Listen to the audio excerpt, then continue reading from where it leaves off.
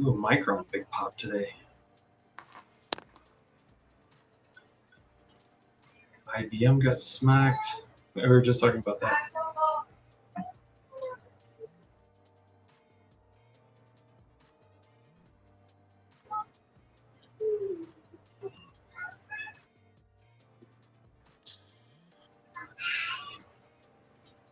Data centers don't look too hot either. Sorry, my internet just.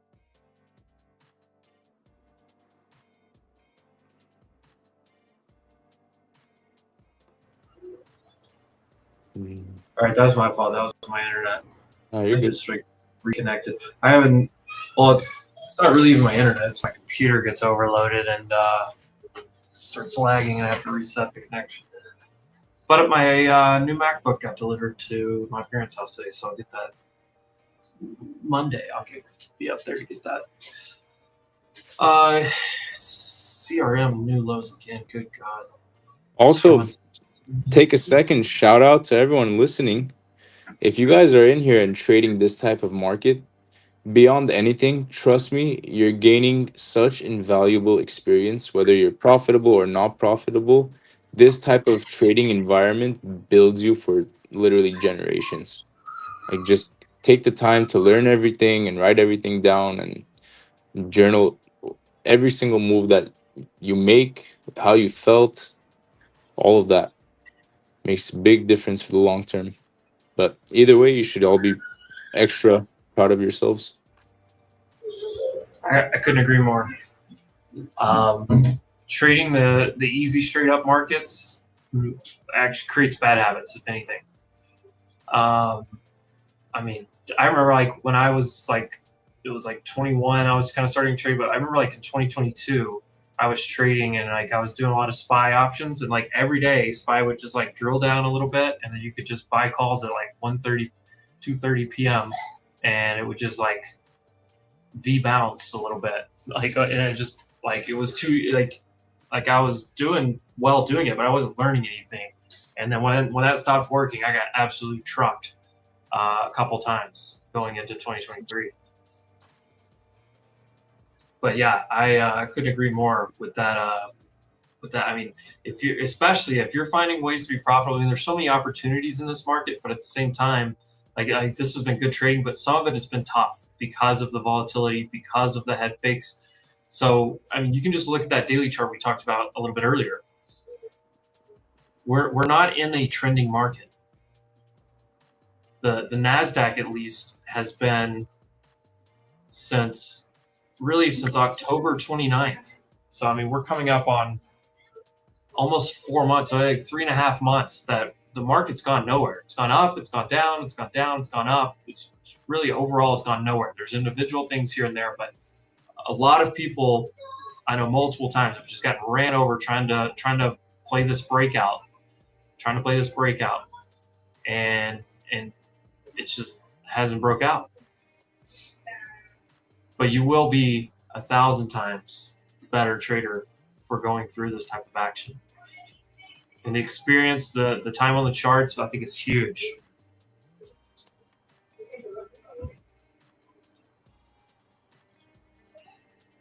I got you. Gang, gang. Oh, what's up, boys? Gang, What's going gang. on? Gang, gang, what up? KC in the house. What's up, bully? What's going on, man? Bro, I gotta say, your feed on my Twitter is probably one of my favorites. I love how you like just rip people a new one sometimes. Bro. It's so funny. I appreciate it. I got to keep things interesting, you know? I do. We're chopping. Nasdaq trying again. Whoa. The second opportunity. They're trying. You say the word chopping, and they're like, "You said what?" Yeah. Shut your Look at mouth. Look at this candle coming in, dude. What was that? I don't know. I'm like 5 for 5 on the day. I'm not trying to give anything back. Yeah, I like NBIS short. That thing looks pretty sauced. Little Nebius. Ooh, the daily looks like a short. I know. I'm looking at the 4 hour here. Just looks kind of wonky. Your dailies, if it closes the way that it is right now, that is my favorite bearish reversal candlestick setup called an Evening Star. Yep. It would not be bad, my friend. Let me see.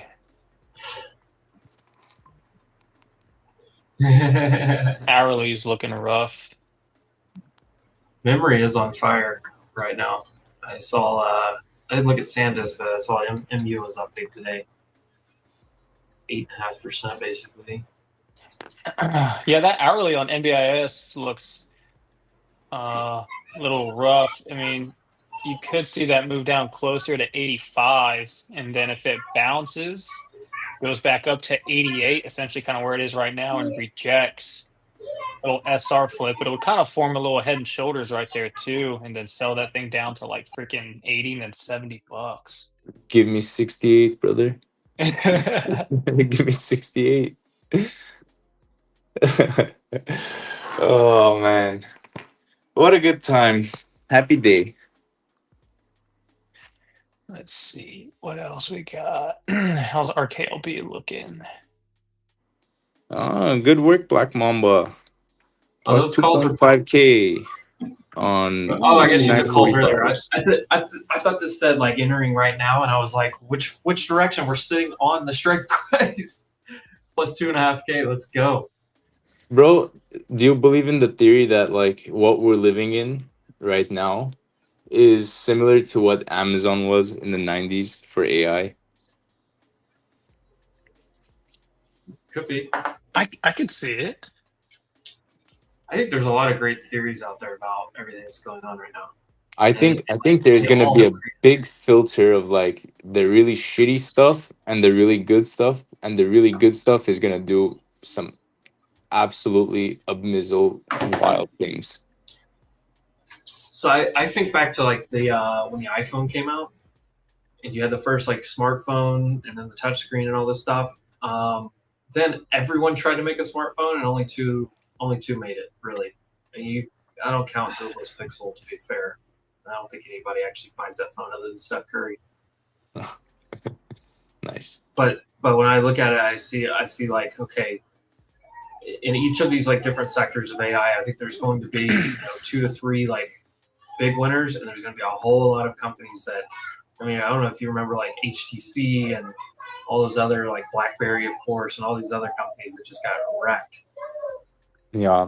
Motorola was massive in the cell phones. They just got absolutely wrecked. Oh, brother, I know. I had a razor. Wow. Yeah, had that silver razor. I was a razor kid. Was there a headline or something for that crazy candle that we're getting right now? I didn't see anything. I don't know. I'm looking at NASDAQ and it's breaking out of the wedge. Or is someone speaking? Do you have any Fed speakers? Got like a on? 16-point risk for 200 profit roughly. Let's see what happens. I looked everywhere. I couldn't find anything on that.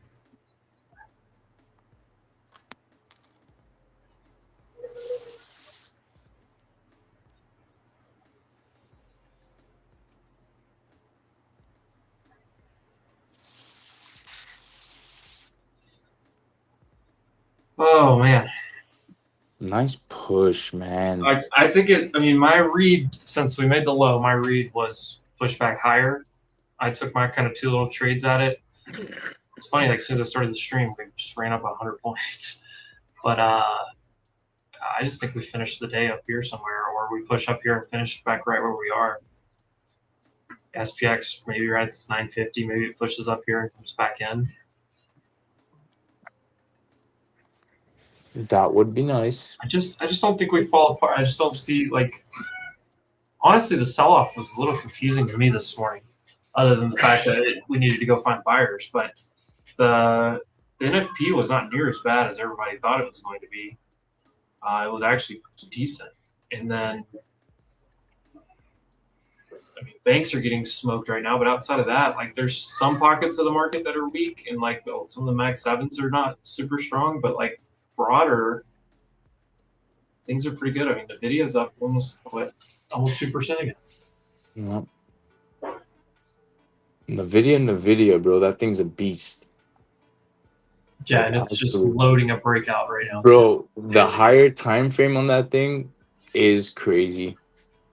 The counterpart, Texas Instrument, TXN, that thing is also ridiculous. Dang, look at that weekly. I think they just reported earnings, and that thing had a nice move. It's breaking out beautifully on the weekly. If any of you guys or Jordan want to share screen, throw it up.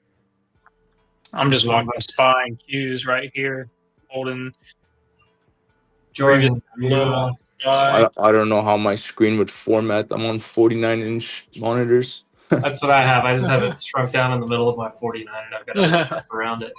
Nice. Wow, nice break, NASDAQ. Nice break. Beautiful. Yeah, I'll share this just if at any point in time you want to throw it up. This is just a split screen.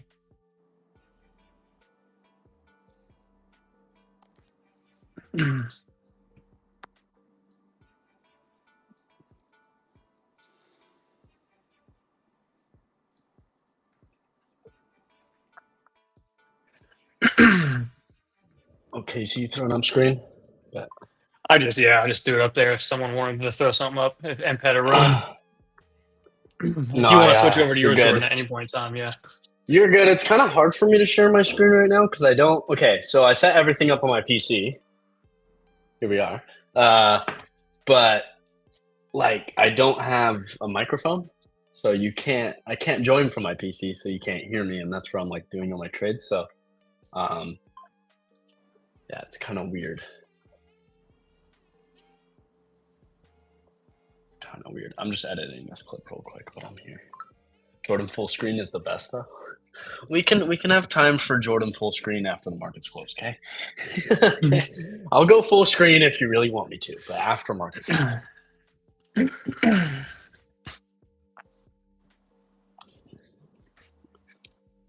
Good afternoon, gentlemen. Oh, what's up, Frank? What's up, Frank? What we Down in doing? Long Beach Island doing some work. Yeah. What do you think? They kind of holding in here, kind of sideways, right? Yeah. It's been a sideways day, yeah. It was morning flush and then scout back and forth up until this point, really. Yeah, it's a small loss day for me personally. I took one break even, one loss. Kind of same as yesterday. Just kept it smaller. Great day though. Just choppy, but mitigating risk. I'm happy with that. Evan just gave the stream a like. Let's go. Everybody should give the stream a like. Everybody should also be subscribed. If you're not, should change that.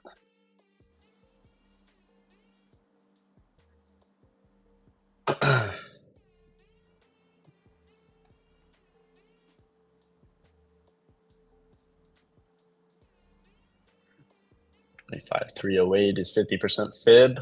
Yeah, good spot to watch for sure. What's up, May May? How we doing? What's the stats for IB break today? The stats are really high, actually. Funny you ask. The stats have been really high all morning, which is really the only reason I was taking that short kind of right into 11:30, because 11:30 is like the last point in time in which I need to stop trading at that point, basically. And I was still taking that trade, but it was only because that IB data, and we still haven't hit it. Still haven't hit it, but based on the weekday, on MNQ specifically, it's an 89% chance that we hit it on a Wednesday. I think on NQ specifically, not the micro, it's even higher. It's like a 92 or something that Andre was mentioning earlier. So I don't know.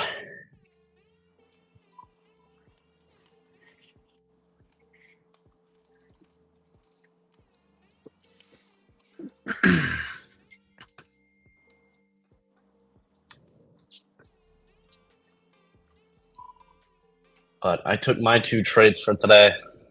Dunzo. We lost about $900 crossed. Well, how much is it? I'll tell you. I forgot how much it was. $932 across the 5 accounts today. So it's about $180 per account, give or take. Some accounts a little more, some accounts a little less. There's always a little bit of slippage on all the accounts. It's never really executing them perfectly at every point, but does pretty well. Does pretty well. How do Soon you guys will be on this higher quality camera. What's up, Casey? Sorry. Well, Jordan might know this.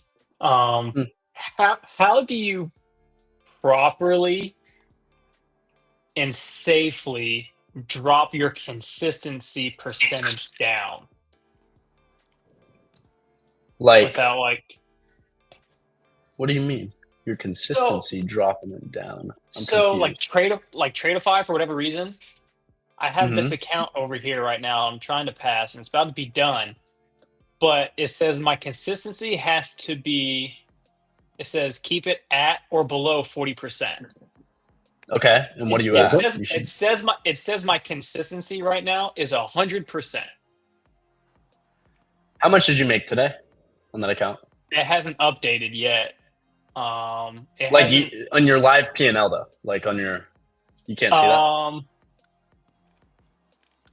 Go over the trade of eight. $549.99. So I made $550. And it's a 50K, or it doesn't matter. You didn't go over consistency, even if it's a tiny account. I'm trying to figure out why Tradeify is showing this thing at 100% consistency. I don't think you need to worry. And it says profit. So it says in order to pass this one account right here, it says profit required to reach 40% consistency. I would have to make $2,500 on this account to pass it, but now it says profit required is $3,800. Like, I'm highly confused with all these numbers that I'm seeing. I'm confused as well. Hold on.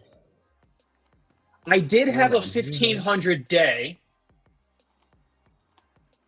when I first got the account. I had a 1,500% day. And the numbers got all out of whack after that when I started trading. So then I thought I needed to take a loss to drop the consistency down. No, you have to make more. Oh, yeah, no, shit. literally, yes. Yeah, you have to make more, bro. Oh, fuck. This is exactly why I'm confused. I'm like, because you're thinking, you were proposing it in the fact that you needed to lose money, but no. That's what I was. Sorry, I was listening to you. Need to make more. M's 100%, right? Yeah, you need to make more. So I was trying to get back. I just yacked everywhere, but we're back. You're good, baby. The consistency. Hey, you can rally, baby. Y'all you don't can even know it, but I did the same shit before during an interview. Can rally. So, like, really, Casey, what you just have to make more. The easiest way to track it is like, if 40% is the consistency, whatever your profit target is, just take 40% of that and don't make more than that in a day. Mm-hmm. So I used 150K with Tradeify, and so I need to make 9,000 total, which means I can't make more than 3,600 in a day. That's 40%. So if you're up that much, then you stop. But if you made less, like if you only made 1,500 or whatever, I don't know which size account you got, but if you only as long as you're less than what 50. Oh, you're on the 50K? Yeah, I bought another 50. What's the profit target on that one? 2,500.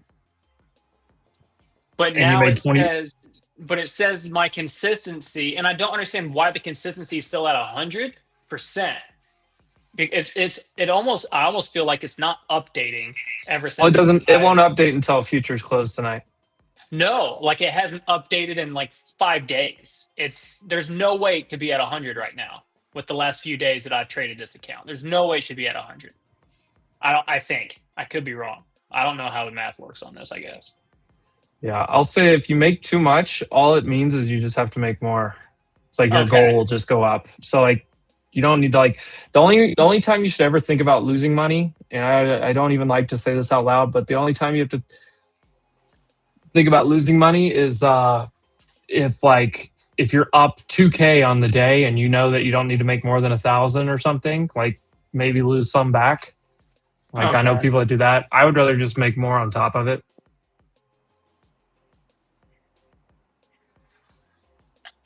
Because the very first day I traded that account, I went too heavy for a 50K account, and I made 1,500. And then the next day, I traded it, sized down a little bit on the contracts, and then my consistency was at 100% still. And I'm like, what the fuck's going on? So then I thought I needed to take like a loss on it to like, I don't know, even the shit back out or something, and it didn't help. So then I just made all of that money back, and I'm still at 100 fucking percent.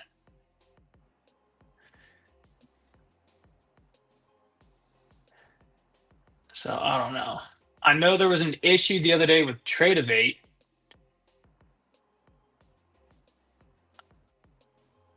I don't know. I know someone said like if Tradeovate was having issues and like you had red trades that day or something during that time, they like go back in and like fix it or something. So I don't know if that maybe fucked up with timing when all this was going on. I don't fucking know. It says on Tradeify, you're only allowed to make 1K a day after you pass. Well, this new one right here is still this one right here I'm talking about. This one's still an eval. Yeah, he's just saying if you make more than 1K, then you're over the 40%. Crypto. So he said if your highest profit was 1,500, which was the first day, I need to make 3,750 now to meet the 40% consistency. But you can't make that all in one day. Correct. So now I just need to make, I mean, I'm averaging right now like $500 to $700 per day whenever I'm trading these accounts. So I guess I just need to compound that now. I need to make another $1,200 to reach to what it says. It's telling me 3861. So if I have 2 more days of making $600, or essentially what I did today, like 550, I should be close. Just make $1,000 a day for the next 2 or 3 days. You'll be fine. Sweet. Full port.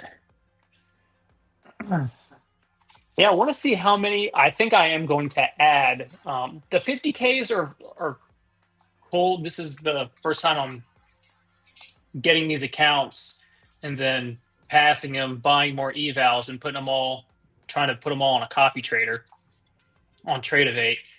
But I think, look at this freaking. Everyone else just see this candle come in again? That candle just started and instantly went red. Oh, someone said Trump's comments are coming in. Okay. But I think I do want to add 100 or 150K account. So the 150s are so much more forgiving.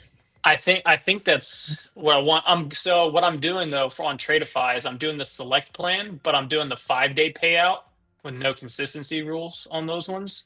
I think that's going to be my kind of bread and butter for these accounts, but I think I do want to add the 150 select on there as well. I don't know. Would you copy trade a 150 in the same group as a 50K or no? You can, but it's tough because you got to just make sure you're following the 50K rules the whole time. So it doesn't really make sense. Yeah.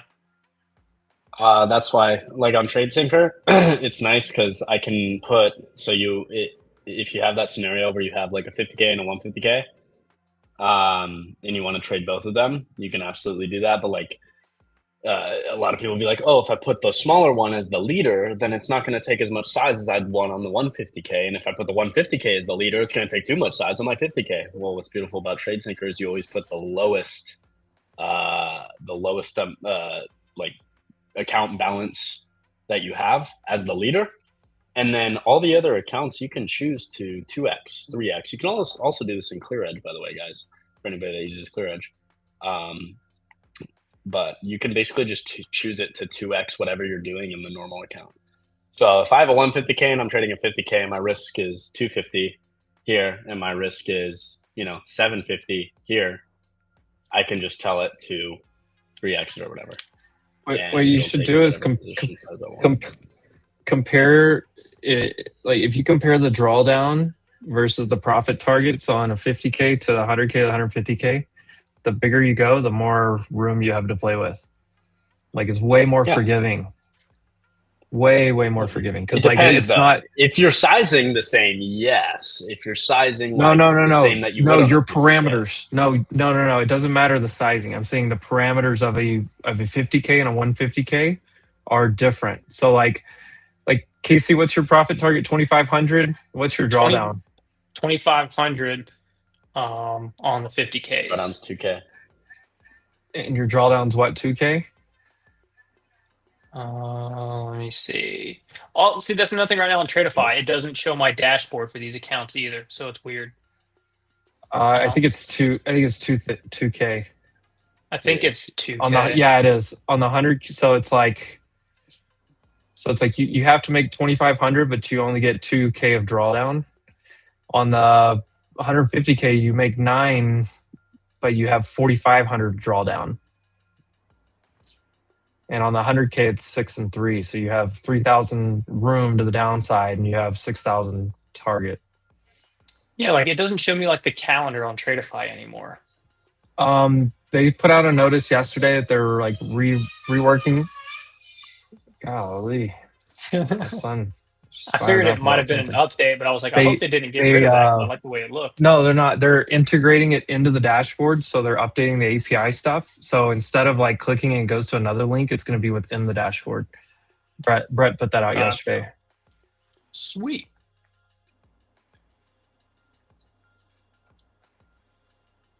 So someone said, Casey, how do you not know how consistency works? Because I've traded Webull futures on a real account, not a prop account. And then when I did do prop firms, I was doing 1-day passes. So it was just fucking get the account, trade it, pass it, you're good. Pay the activation fee, then you have it. I've never freaking had to have issues where it says like consistency is 100. I'm like, what the fuck? But you won this? Thank you. I've been long for a while. He's been long since low of day. Seems like it was. I got back in twice. Oh, okay. The only reason I'm sitting here is because I'm still sitting in runners. That was my read. Was we're pushing back to the highs, or not all the way to the highs, but like back higher than this, 340 to 360. That's a Wall Street Journal article that came out. Pentagon prepares second aircraft carrier to put pressure on Iran to make a nuclear deal.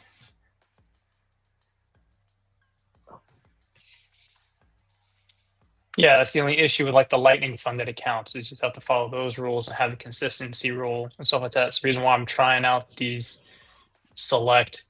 I like the select 5-day ones, and now I just learned about copy trading on Tradeivate, and I'm trying to do that. That's the only reason why I'm doing the select over just doing instant Lightning funded, because I like the way Tradeify has it set up for these select accounts.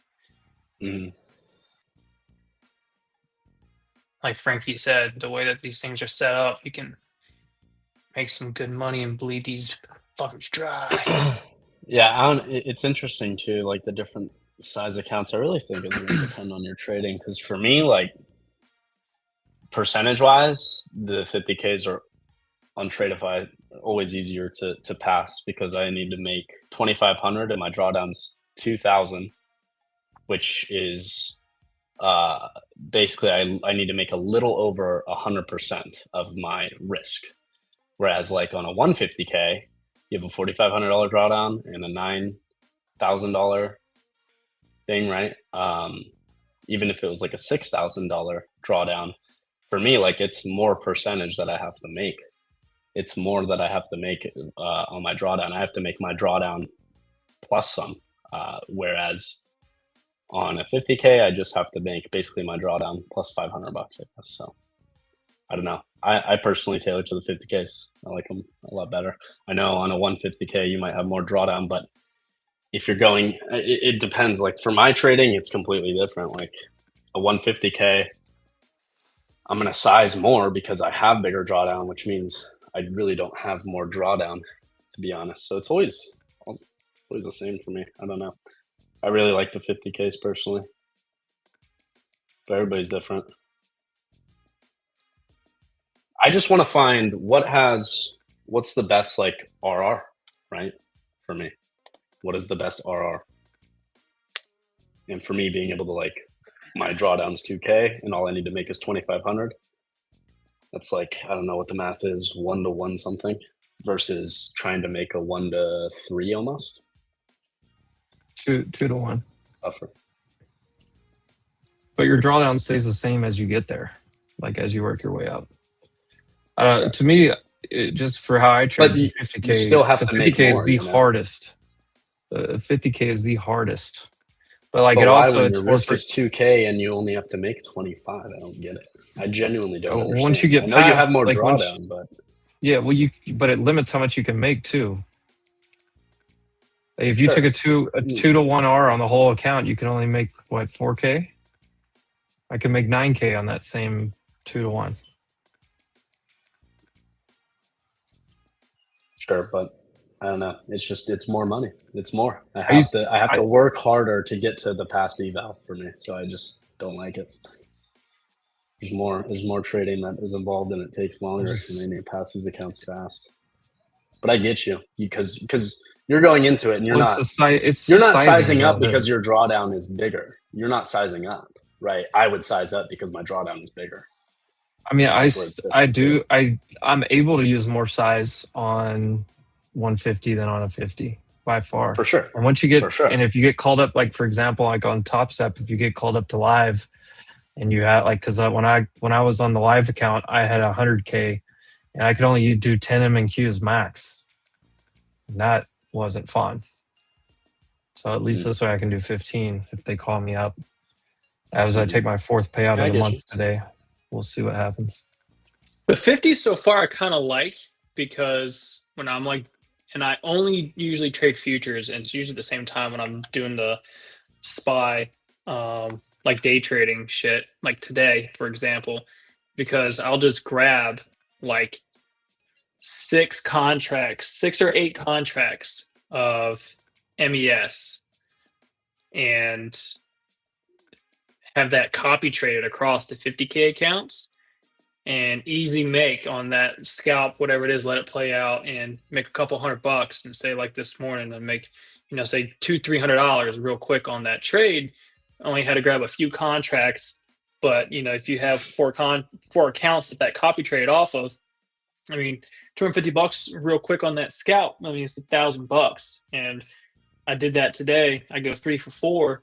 I mean, at the end of the day, that's decent gains overall, and I size small. I just stay the exact same consistent, did the exact same trades over and over again. Didn't really have to put any big risk or big size into the market. And I think being able to make quick $200-$300 on a 50K, but having that copy trade across multiple accounts, that's $1,000 after that first trade. I mean, if you want to be done for the day, cool. If you want to keep day trading and win the next 2 and then lose your last one, or win your next one, lose your last one, whatever it is, but still stay green. I mean, it's decent profits overall. Because I think if I did the 150K, I wouldn't group trade it with my 50s. I would probably create a whole separate group on Tradebait for those heavier accounts because I would trade those at It depends on the price action of the market. Is this a market in a setup where I want to size heavier into this trade? If that's the case, then I'll toggle over to my 150s, and then or if it's a trade I'm looking at a larger time frame and I want to scale into it, I'm not going to keep doing it on my 50K, keep buying, getting into the trade. No, I'll do that on the larger account, the 150, because I know I can handle the drawdown on that, getting the position size that I want into that trade. Dude fixates too much on RR, which is a scam in my opinion. And I'd say a scam is actually not focusing on it. The scam is believing that you should be taking a $200 win, $200 win, $200 win, $200 win, and then Friday comes and you take $1,000 loss. Negative risk to reward just doesn't work unless your win rate is fucking ridiculous. Which my win rate's quite high. That's why I focus on 1-to-1s mainly. 1-to-1 with a high win rate. It's great. We're popping. Gave up money yesterday. It's part of the strat, baby. Just watch my P&L at the end of the year. I know my system works. I think RR is very important. Very important. But I used to think that one mattered more than the other, and it's a combination of the both. It's always a combination of your win rate and RR. You can have a lower win rate, right, and be taking really high R trades, which statistically is not best for prop firms because the way prop firms pay out, statistically it's better if you have a higher win rate, which is why I tailor a little more towards the lower R now recently. But yeah, higher win rate, low R. It's great for prop firms. It's the way I trade. Just watch my P&L at the end of the year. People Maybe can I'm talk different. all I the don't. shit they want. People can fucking. I've never looked at RR.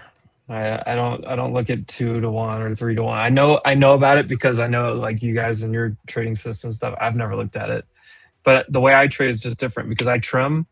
So like because I trim along the way and you stuff. gonna make me trim? I trim. Yeah. Well, the thing is, like, if you take a trade and you call it a 2-to-1 risk reward ratio, but you start trimming as you get to targets, like it's not 2-to-1 anymore. Yeah, it's. But you're also adjusting the bottom. That's okay side though. Too, so like, Yeah, but it's your just win how I rate's trade. high. And the thing is, like, Jordan is super successful doing it in his system and following the RR. And I know a lot of people follow that model. I trade completely different than that. I never look at RR at all.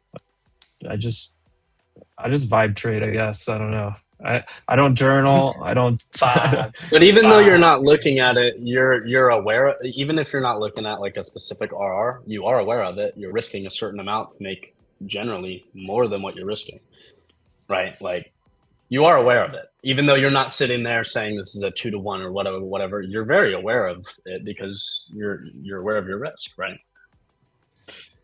Yeah, I mean, I know like how much money I'm up or down, or how much money I'll lose. Yeah. You know, if I get stopped out. But like I scale in and out so much, like there's just no way. There's no way I could ever like actually track RR. Yeah. Well, yeah, your broker does it pretty well, right? On the average win loss. Yeah, well, that's what I'm saying. I never look at it though. Like I don't care what it is. I just care if I make money. But it's not part of my trading to ever look at RR. I think I do pay attention to risk reward, like just not in a that's all I'm getting at. Just not in an RR way. Well, when people call it RR, like I think about like 1-to-2 or 1-to-3 or 1.5-to-1 or whatever.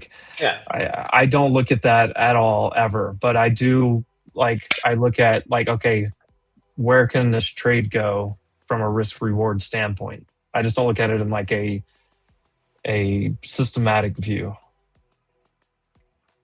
Yeah, I get you. That's usually what I do majority of the time. Look at how good you do, right? Your win rate's very high, and like look at how you excel in the market, right? So my big account, my win rate's actually 49% on my big account. Let's go. Yeah, there you go. But my average win loss is 1.92. Yeah. Let's go. Exactly. So my wins are twice as big as my losses. Exactly. So even at that, like 40, I'm winning half the time on that account, but whatever. And then like my other account, my win rate's 60, but my win loss is 1.4. So my Mhm. win to loss is lower, but my Awesome win percentage stats, is by the higher. way. Fuck. So And the and, like, main between account's those, like a staircase. It's 2 steps forward and 1 step back, and then 2 steps forward again, and then 1 step back. Yeah. It is. It's tough sometimes. I have to be transparent. I had to go down to Long Beach Island, and I thought I cleared all my DOMs, and I just Oh, got no. a new account with what's the name of this thing? Take Profit. Take profit TPT. trader. Yeah, take profit Yeah. trader. Yeah, it was a $150,000 account. I just got it like yesterday, and I blew it. No. Oh, Shit. I I'm sorry, I put it up Frankie. to start trading it today, and I'm like, was it an instant traded it funded this or morning. was it an eval? I was up. No, it was funded. I was up $800 Oh. and I left a couple of orders in there, and I got blown out. No. Mm, Oh man. that Oh, happens. It does Yeah. happen. It's a good reminder for everybody. Always clear Good your reminder, DOMs. though, yeah. Always hit that flat and all. I mean, I have like 4 accounts at Tradeovate. I'm killing it in my own account, but like it's just so frustrating. Now I Yeah. got to start over 5 days. I should do 2 at a time, right? Does anybody do Take Profit? I haven't actually done any of theirs. I do that, Maple. right? Maple Ma- does. Maple likes it. There's a bunch of people in our Discord that like it. It's It's similar just- to Tradeify. I was Yeah, going I- back and forth between the two. I think it would be the next one I would try, honestly. Or that one, or this Lucid one that I'm seeing everywhere. There's no limit. I know I've been seeing a And lot you of can that. take out every day. If you make 10 grand, it's 10 grand. That's awesome. We like that. Yeah, like daily payouts or whatever. It's like Daily tougher to get payouts, up no there, but then once percentages. yeah, it's like I think it's like tougher to pass and get there, but then once you get there, it's way better. I should open another account and do 2 at once, shouldn't I? Yep. Yeah, there you go, double down. Blow an account, double down. Oh, Frankie. That's how I trade, right? If I lose $500, then I double down and try to make 1,000 on the next trade. Lose $1,000, and I try to make 2,000. So you just martingale, you know. Dude, I used to do that. Well, I probably still would every time I would go to the roulette table, and you want to bet on black or red. I would wait for black or red to come on to the table 3 or 4 times in a row, and then bet against it, do the opposite. So I'm like, okay, if black just came out, I'm like, all right, $50 on red. And if it hit, I'm good. I wait for one of it to happen again, a bunch of red, a bunch of black. And then if another black came out and I lost the $50, I'm like, okay, fuck it. And I'd increase the bet to where I would make my money back and then some. I would just keep doing that over and over again until eventually it hit. There was one time I ended up being down like I think $300-400 overall, and then I placed a big bet and got it all back and some. Just gotta keep doubling down until you get it all back. Someone said if the end of day drawdown with max drawdown of $2,000, why do they deactivate the account as soon as it hits $2,000 loss intraday and not wait for end of day? Because that shit would be too easy, wouldn't it? No, not too easy, but like There's some you firms have the that have chance to different. come back. They have some firms are different, right, with their rules for that though. I've For which never one? heard of anybody letting you go past the drawdown that is agreed upon when you pay for it. No, personally. Before If end you- of if day, you like pay if you for go an down account- 2,500, but it's like 2 p.m., which means you have 2 No. hours to get it back above 2,000, or is No, it because it's all- either No. No, If you doesn't lose X amount, the count is violated. It's done. Ah. And like in the real prop world, so like this, like these prop firms today, it's different. Like in the real prop world, and you can ask Frank about this. If you go in, they're going to put a daily loss limit on you, and they're going to, like Frank used to do this. I think you go over and like, dig somebody out of a hole.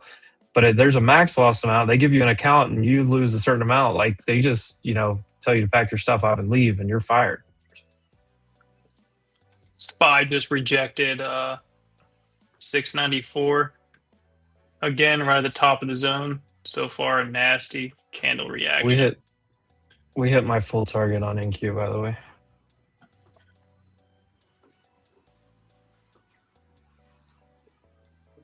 It closes down underneath 693.25. Could get ugly. Little evening star. Same rejection from earlier.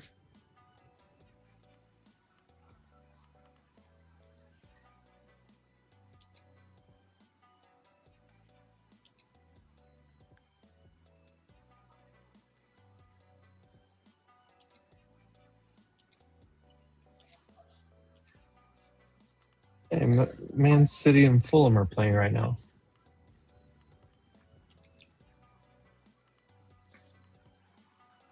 Mine says daily loss limit. None. Woo. So daily loss means you just have a max loss limit, basically. So if your max loss limit's 2,000 or 3,000 or whatever, you lose that much or you go below that much in your account at any point during the day, it's just gonna. You're donezo. You'll hear on Tradeovate, you'll hear this like ding thing, just ding. The account just goes away. All your open orders that you had on the screen, you see all the alerts saying that they're Yeah, you canceled. just get closed out. And I've been there before where it was like right at the low of the day, and I was like digging a hole trying to do something in an account and like violate the account, and then price comes flying back. I'm like, God, but that's how it works. It's almost like margin if you think about it too. I mean, if you have a 10K account and you're down 10,000, you're out of money. So even though you have 150K or 50K, whatever size account with these prop firms, really you have like a 3,000 margin account to mess with. Yeah, RKT's getting a nice curl off the low. You got some flow coming in on $20 calls for March 20th, 2026. So far, about 4 million at the ask on calls within the last 45 minutes or so. 2 large orders on those. $1.05 million, another one for 684,000. Contracts were cheap. They started buying them this morning around $1.30. Those last 2 orders, they bought some at $1.14 and $1.26. They're probably still around that same price.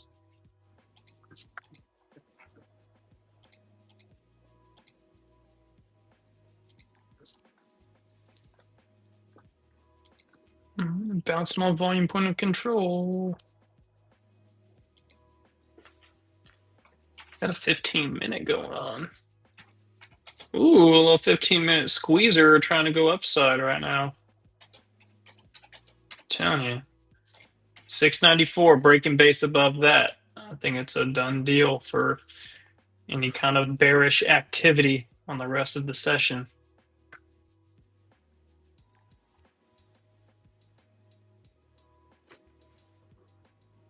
Think that'll be it.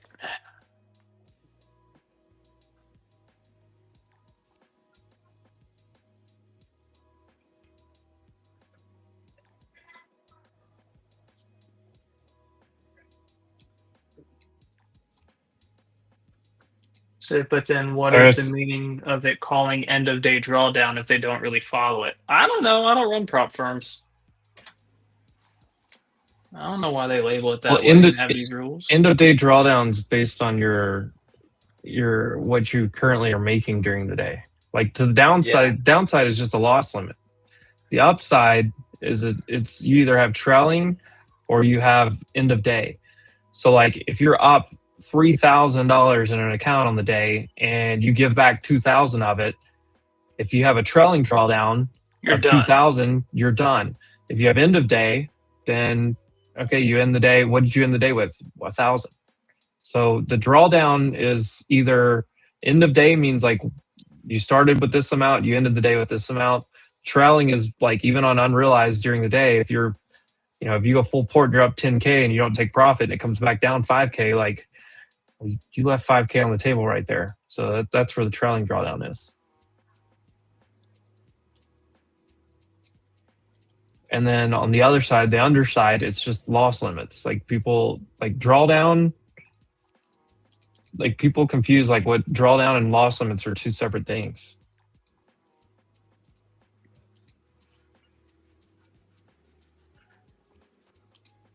Ocho, if you, I think I'm about to open an account with AMP. That's what Rizzo uses, and that's the one I think I like the most. Tradeovate's another one. If you are going to open up your own money, if you're going to open up your own account, I would recommend looking for a future specific account, like a futures specific broker, and your commissions are going to be way better. Because like if you trade on TOS or if you trade on even on Webull or Robinhood, like a lot of times your margin's a little bit higher, the amount of money you have to have per contract, and then also like your fees are usually a little bit higher than if you get a future specific broker. So two I would say to look into is AMP or like Tradeovate. Am I recommending Top Steps Broker? I don't know anything about it. I don't think it's launched yet.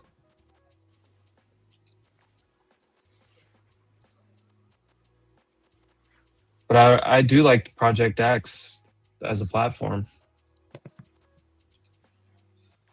What about unrealized profits on swing futures? Well, you can't swing prop firms. You're not. There's only like one, maybe two prop firms I've ever heard of that let you swing futures.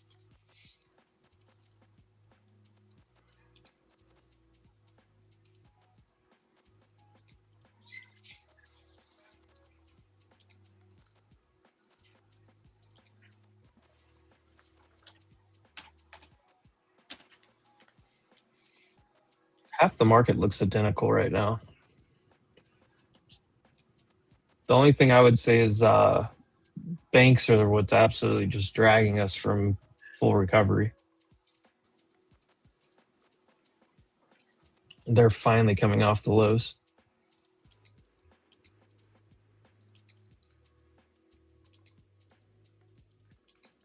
Shit, I'll be right back.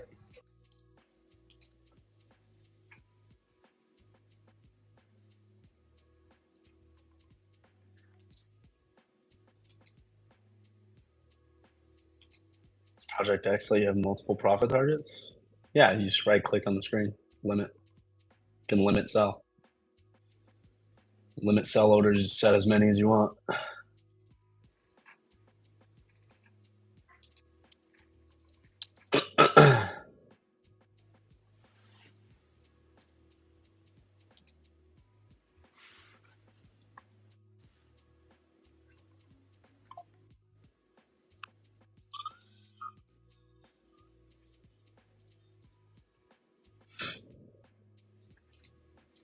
Wonder what slippage will be like. I think you're meaning on an actual brokerage. As long as you're not micro scalping, you'll be fine. And me personally, I always, in terms of like taking profits and having orders out there, I always have limit orders. I'm always entering market. Personally, I don't enter really many limit orders when I'm taking a trade. It's always market. But whenever I'm exiting, it's 99% of the time a limit order. So I don't know. I don't think you'd have to worry too much. Unless you're just like market order hyper scalping, you know what I mean? If you're doing that, then it's like, could be a little tough.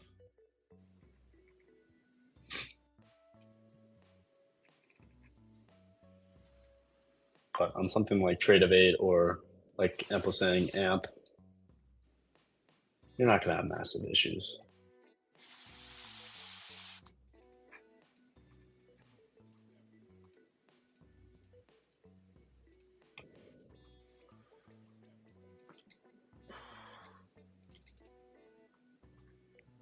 every once in a while, a volatile candle will come around. You know what I mean? And if you do have a limit order out there, it might get you for a few extra points or whatever. But that happens anyway, even in the props.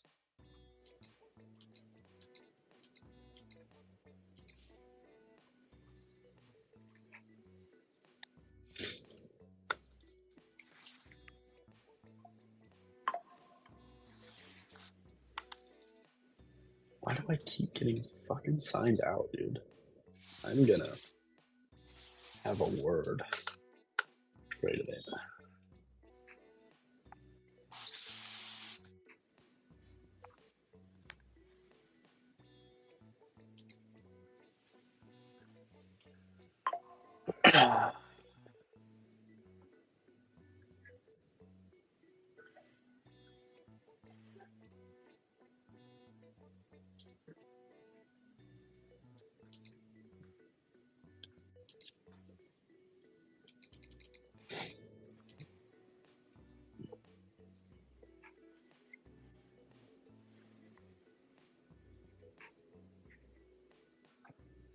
Who's here? My boy. It's just bully. He's back. He's probably having a connection back and forth. Still chopping. Still chopping.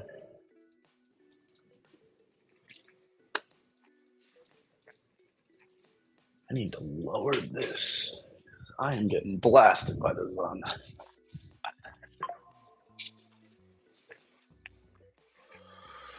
I'm short at 349, 534.90, 349, Think he's short? 349. Yeah, I got stops and I already covered a little. I'm just trying to build my account. Gotcha.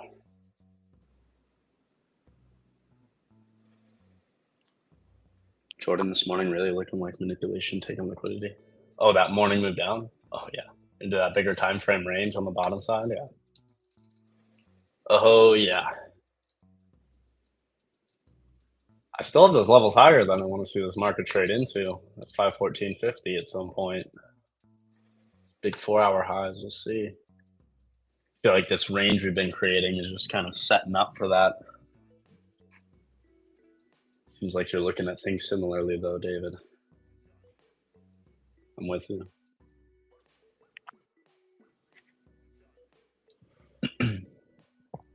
Somebody asked where are all the medals in the back, Casey? Those are soccer. Yeah. That is a state cup, and then those are all the medals above it.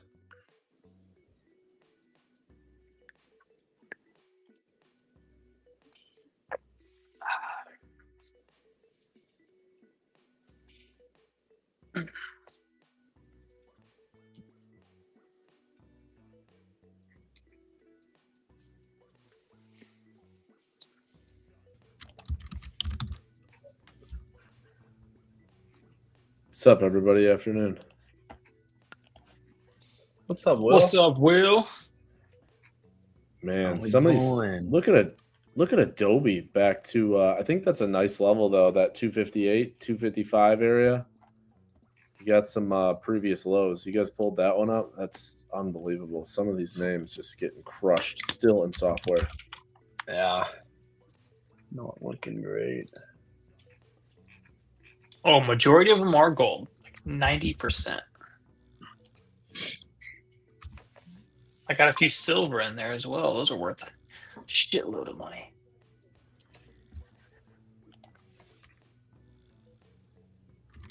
Salesforce too. That's another one that's just continues to go lower.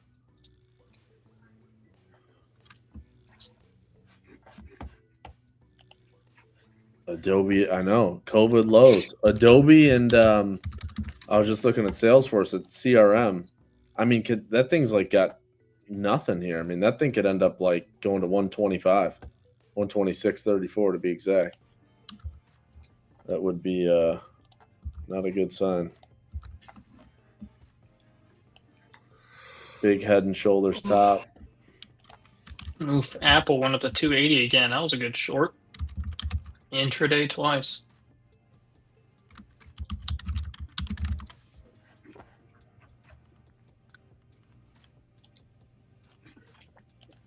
Uba.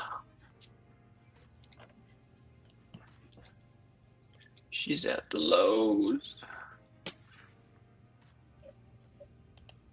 Oh, whoa, whoa, whoa, whoa, Frankie! flushy flush. Oh, I got Frankie! stopped out. I got stopped out. Fuck. Apple, apple, No! apple, apple, No apple. way.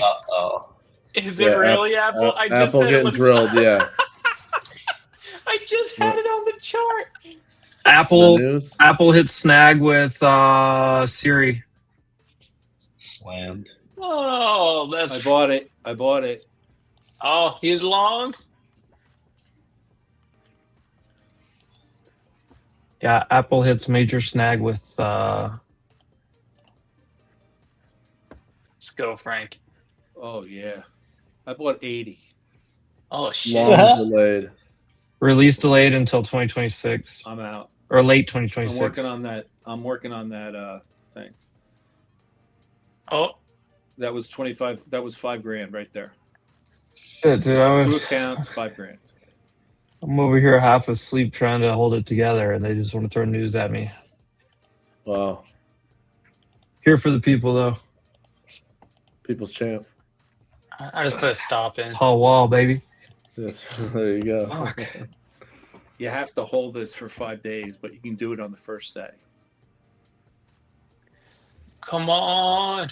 Flip this candle green. Don't stop out the rest.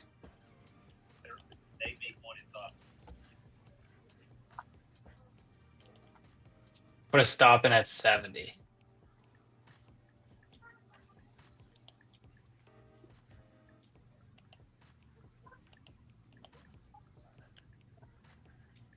No, they're about to toggle it. Ah. Ah. There you go. Retrace that candle, Apple. Retrace.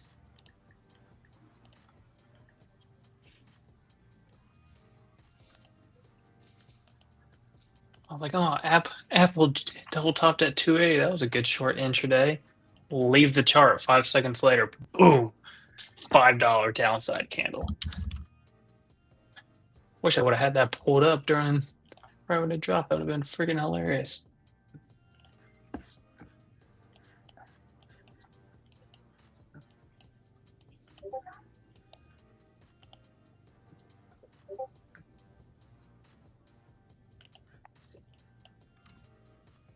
I don't know if you're gonna. Ah, No, they stop you out. yeah, just heard it in my headphones.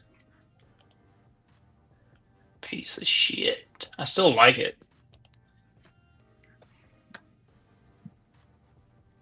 Yeah, the only thing is one day can't be 50% of your profits.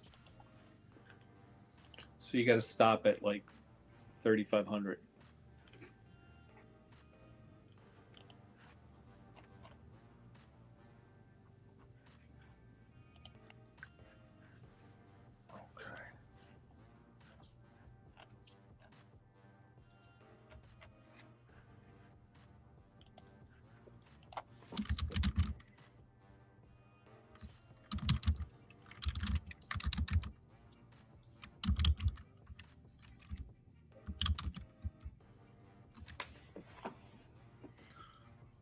Tell you what, Nvidia building out this shelf like this 193. If we get above this area, that thing's gonna run.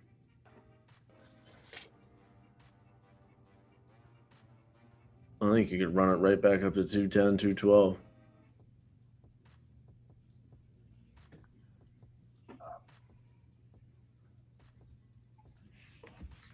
What the hell?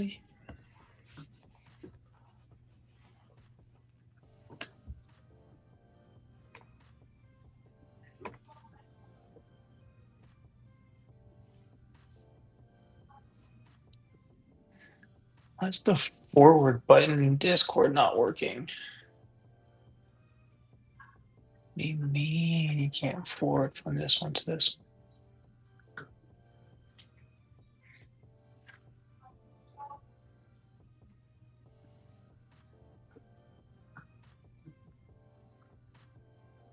I don't use Siri either. I use Alexa. Can I have the new one? She sounds So much better. I think you get the new Alexa for free right now.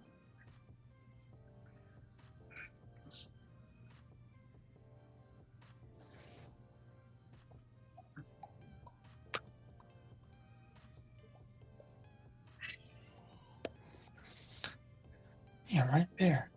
Maybe it's an activity. Is that why?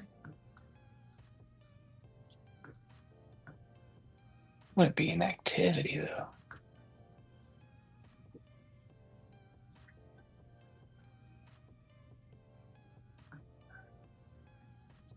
Um,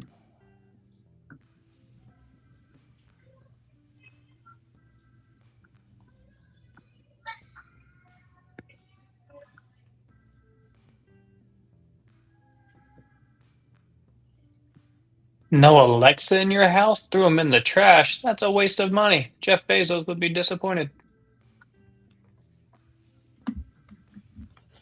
Alexa controls my whole house.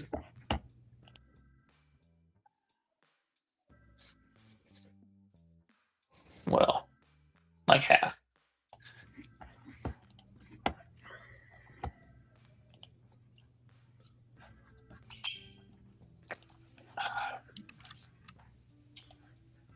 Dude, is that Wendy's?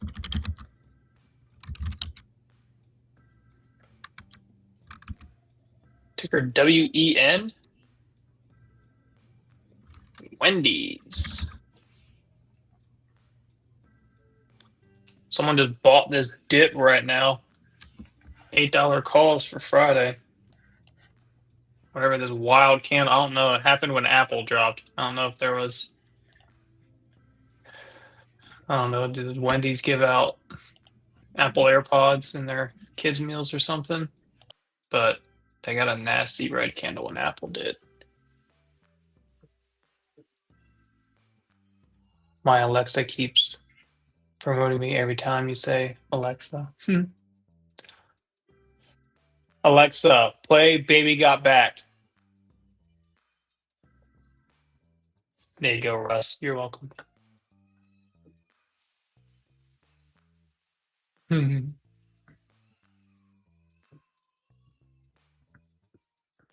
Casey, you're hilarious. I'm just editing. I'm just editing this video on my phone real quick, but you're cracking me up. I'm switching to editing everything on my phone, and I don't know how I feel about it, but my computer can't have fucking Final Cut Pro and downloading hours worth of clips and all these documents, and then having Discord and OBS downloaded as well. My computer can't take it all. I had to switch it up. Too much. Look, Wendy's, $8 calls. about to go in the money. Look at that. It's so funny thinking about like making money on Wendy's, bro.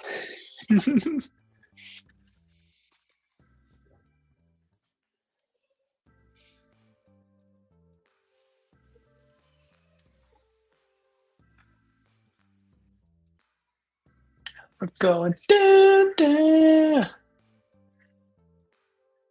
There was a big spike in call premiums that just came in for SPY.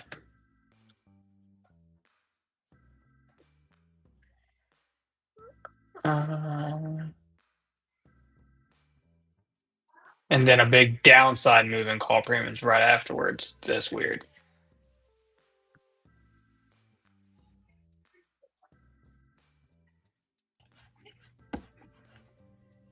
There was like plus 7 million and then minus 20 million like right after. Fash said, whatever Casey Trades just said, it caused my Alexa to start playing I Like Big Butts, and I cannot lie. I came down and I was like, what the fuck's going on in my house? Bro, no way. Let's go. That's what I'm here for. We got to keep things entertaining on a live stream. I gotta think either by tomorrow, we either gotta in Nasdaq, we either gotta break above this trend line and go much higher and test the 600 area, or we're gonna break down. And I don't think we're not gonna chop tomorrow. It's gonna be one or the other. Oh my god, that's bright as fuck. I need to turn that ring light down. So either we fail and go lower, or we're gonna break to the upside. There we go. It's a little better. All right. Well, Wendy's $8 calls in the money. I don't even know if they moved anything. Kind of want to do a maybe like an at the money straddle for tomorrow.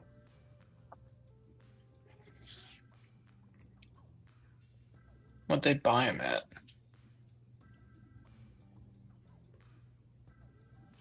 They bought them between 20 and 25. They're at 30.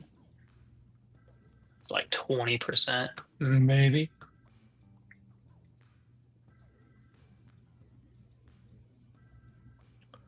I'm doing it. I think I'm gonna do it. At the money straddles trade for $35. Oh, there's also puts coming in.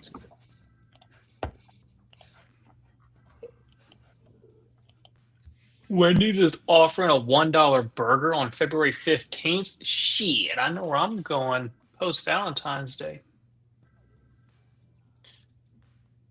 We saving money this year. Got to. Dude, I actually got lucky. The place that we're going to, I got reservations for. I'm actually going to go there for Valentine's Day dinner the day before Valentine's Day. And I'm glad because they're doing a Valentine's Day like limited menu on Valentine's Day. And I would be pissed because I'm going there specifically to get a 64-ounce tomahawk ribeye steak. There you go. Yes. Dude, last time I was there, when I got out of the car, 2 Rolls-Royce Cullinans pulled up, and then dude walked in with a freaking Richard Mille watch on. It was like All right. $250,000 watch. He went and sat right next to me, and then his buddy pulled up and the other Rolls-Royce Cullinan, and they sat down. Both of them ordered them giant fucking tomahawk ribeyes. They ate like 2 or 3 bites and left it there. I was like, that's a disappointment. And I was like, but it looks so good, so I'm going to try it next time.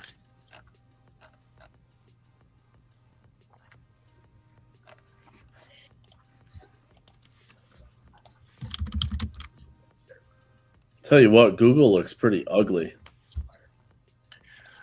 Google it. It's about to take new lows here. You best believe I took their leftovers. The second they left that table and the waiter wasn't watching, I grabbed that shit. I grabbed all of their food and put it in my to-go box, and I took it home. Is Apple another short here, maybe? Like I swing think short? if I would have seen Apple before up at that 280, I would have tried it again. I might try say it Google? next week. Yeah, look at Google under 311. Just dying. It certainly looks heavy here. Bear flag. Yeah, 4-hour squeeze, bearish divergence on that move up. MACD's red squeeze is still bearish too. What's your daily about to close? It retested the daily 50 and got smacked. Smashed. Yeah, right. And yeah, that don't look good. So your previous low down here is going to take it down to 306. It still continues. That don't look good. No, it does not look good. Looks like poop hell. Not really, but. How is Poop Out looking? Oh, they blew out the CEO yesterday, so. Still at 40. Let's go. Oh, my covered calls green? Probably not. They're for next Friday. Let's go check. My covered calls are up. Oh, no, they're up 50%. After one day? Didn't I just enter into these things? I called out the 45s for February 20th. There you go, 50%. Hold up. long-term account. We took these yesterday at 229. 1 day, 50%. Yeah, Google looks heavy. Microsoft tried to come off the lows. Amazon. Ugh. Are there any of these mega caps that look good? Nvidia is probably the only one. Everything else looks pretty rough. And financials continue to take a beating today. They went down to the 200. Wicked right up 200, but that's not. Looks like a bear flag that's breaking on the financials. Consumer discretionary wicked into the 9. That doesn't look great.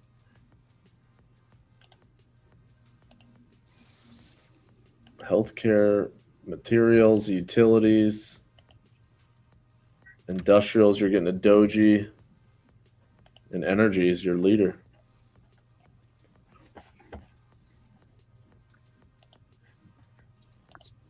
Who just passed away?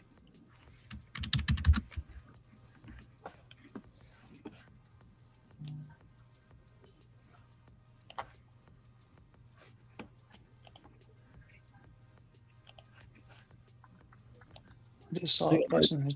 Where'd it go? Buy straddle. I think I'm gonna do this trade. At the money straddle for Friday in the Qs or S&P, whatever you want to do. But I think it's cheap.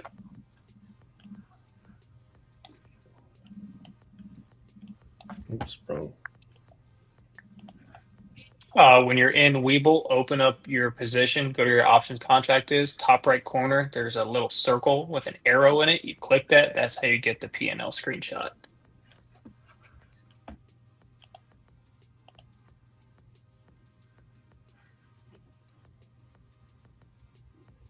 Oh, James Beak from Dawson's Creek died.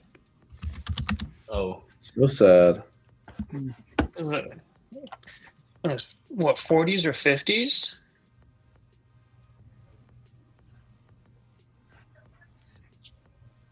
oh, that show.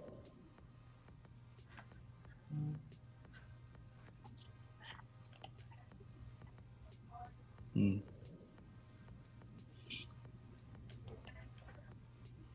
You're going nowhere. I thought I could Varsity edit on Blues. TikTok. This shit's horrible. I'm never doing this again. Pretty positive. Didn't he play a character in How I Met Your Mother? I think so. I think you might be right. Yeah, he played Robin's ex-boyfriend from Canada, Simon. He was born in 97. Yeah.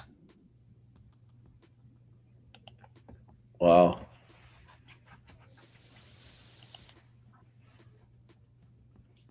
He was 48. He had stage 3 cancer, it says. God, that's terrible. Yeah, he was 48, and then we just talked about the lead singer from Three Doors Down. He was also in his 40s. He just died from stage 4 cancer. It was last week. God, cancer is the worst.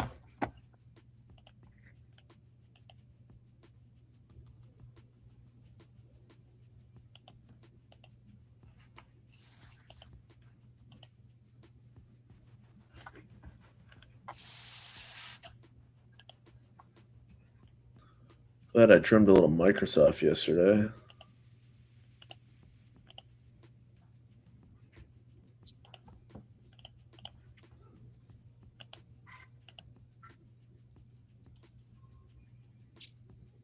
Maybe Nvidia doesn't do anything until earnings. When do they have earnings? 2 weeks, I think.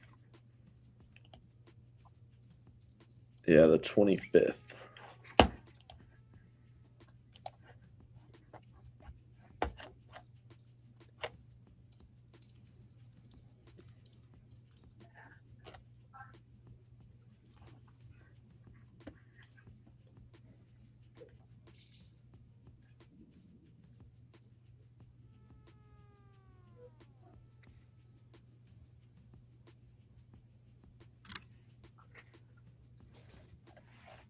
1977. He was born.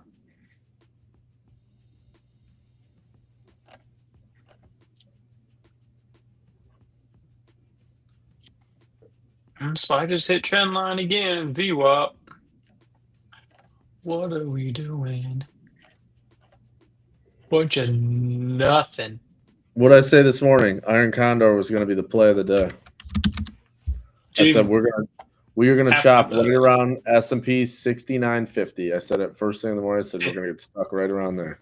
Look at these two zones right here on SPY that I have drawn. The red zone at the top, right up here, and then the green zone right here. We've done nothing but just ping pong, a little intraday trend line action for higher lows. But yeah, I mean, ever since the morning move this morning, after the bounce at 690 on SPY, back to 694, rejection. They bounced it. I was like, man, this is gonna be chop. If you take the cues, you know what I'm saying? Tomorrow. X marks the spot. If you take hold on, let me switch here. The wrong screen. Live. Go to the daily, Casey, real quick. And then take that trend line from that swing low right there in November, December. Run it straight up to not that one, go to the other one above it where it broke down. Oh, right here for a break and retest right there? Yep. Now draw a trend line from that top, from the very top one. The double top on what is that? Late January. Oh, over here and just run it down like that? Yeah, run it straight down. Yeah. Look at where you are. Yeah. Yeah. It's kind of a tough zone. And then you got, guess what's right there as well? Right in the middle of that X where they cross is the 50-day. Yeah, I just turned it on, that little white squiggly line. So that touched it right there. Yeah. So you got a breakdown of the trend line, a retest, a rejection today to some degree. Here's kind of what it looks like. It's getting up closer to that area. Look at all the wicks on the 4 hour. Look at all those wicks.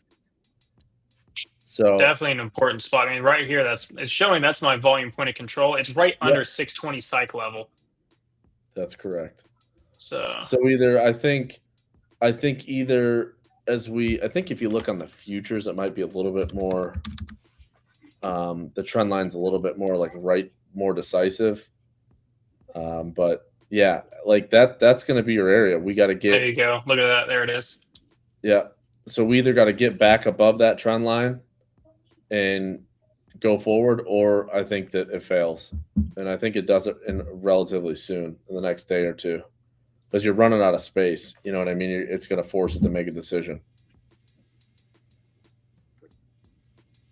So either you get stuck and fail below that level, or you get back above and try to make a run for 620.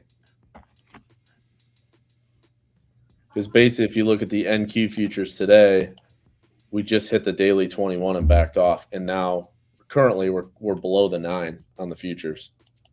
We're closing back below the 9.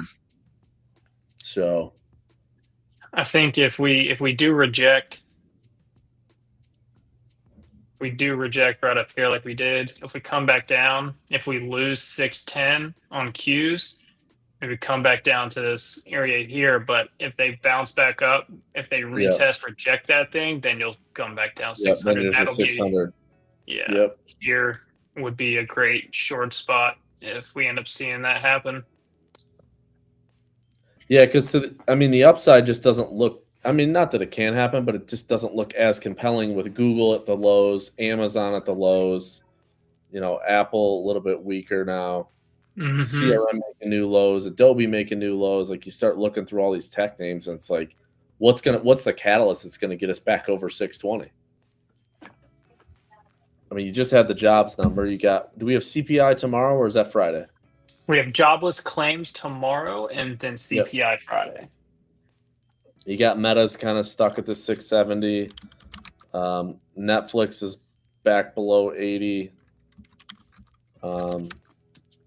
Micron's obviously the memory name's having a good day. Obviously, SanDisk and Micron. But then look at the banks. Like look at the XLF. Just broke that bear flag. Talked about that yesterday. I said if this thing breaks down, it's gonna break down a little bit harder. Yeah, XLF is your weakest sector today. Yeah, look at that on the daily, and you see that perfect bear flag that we had, and look at what we're doing. Yeah. Just broke the bottom of that trend line, and That was a great. I mean, even going all the way back into September 2025, this area right here, resistance right there, yep, right here, big green candle, ripped through it, retest, took it up higher. They did it again right here, boom, boom, chopped around for it. They gapped it down after they broke it. It just retested it right there, red shooting star, all these candlesticks still rejecting it. And now we're just back down to these kind of equal lows right there. That was a and we tagged the 200 today as the bottom of that wick on the on this daily candles right there is 5271. yeah, that's an EMA, not an SMA, so that's probably why it's off a little bit. But Yeah, yep, yeah, the 200 SMA. that was a good short on XLF. What's the strongest right now? Energy still? Yeah. Yep, energy Energy. leading, energy, staples, materials, utilities, and then industrials and tech. Your weakest ones, obviously, financials, regional banks, communications, consumer discretionary are your, and then healthcare went. It was red earlier, but went slightly green. So healthcare looks okay. Yeah, so CVS getting perky. I trimmed out those Pfizers this morning. It's been fun. Home builders still holding up decent. I mean, the other thing too is the weakest. Yeah, it's going to be hard with the three of the biggest. Well, three of besides technology of the biggest sectors is financials, communications, and then consumer discretionary, which is XLY. Those three are all in the red, and that's why we're doing absolutely nothing today because you got this push pull. Technology's not leading; it's slightly green, and then your smallest sectors are the ones that are leading to the upside. Energy is a very, very small weight, so that's why we've just gone nowhere all day. This is XLY. You kind of had a little head and shoulders that played out right here. Yeah. There you go. Yeah, All if you that still resistance up there at like 122, 123, that just right. Type in like this chart. Type in mags MAGS, which is the Mag 7. Like, look at this on the daily. Like, I don't know. You need this one to do. You need this one to not look like this. Look at the situation in the broad market. I mean, this is not a good candlestick setup right here. This is also, I mean, today or for the week so far, it back tested the 21. This is so for this one specifically, since the April dip in 2025, it has always held its 21. Got the big rebound here in January. The first week of February, huge red candle came down close underneath of it. The current weekly one just back tested the 21, rejected and getting pushed back down. That's not good. That right there is no bueno. That's not good. You're also in a squeeze, and look at this. Look at the squeeze. Moving to the downside, it's red. Look at your MACD the entire time. Red. Look at your RSI as well. Had bearish divergence right up here as it made that higher high. It's still going lower. That right there, that 1, 2, 3, nah, that's not strong. And the thing is it's like if you just looked at this chart alone, you can see how strong the market was last year from the April lows when that thing was riding above the 9 period on the weekly and just kept making new highs and new highs and new highs. And then you look at the last 2.5 months, and then you look at the S&P and you go, well, this thing's gone nothing but sideways to slightly lower since we put the high in late October. And what has the market done? Basically the same thing. We've just chopped sideways. Up, down, back and forth. We made incremental new highs. But unless this gets back above that 65 area and tries to reclaim those moving averages, I think it just creates a lot of challenge for the broad market to move significantly to the upside. You just kind of get this push pull and you don't go anywhere. And again, in the mags, just specifically the 7, it's Alphabet, Amazon, Apple, Meta, Microsoft, Nvidia, and Tesla. That's what makes up that ETF. So those seven stocks is the holdings.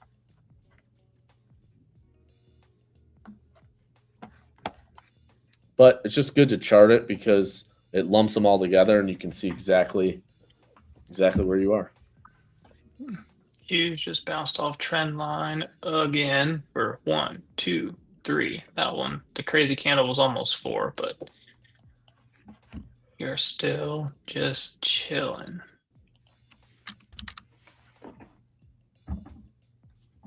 That iron condor today would have paid. I should have ran that thing all the way out. Would have been beautiful. Mm-hmm.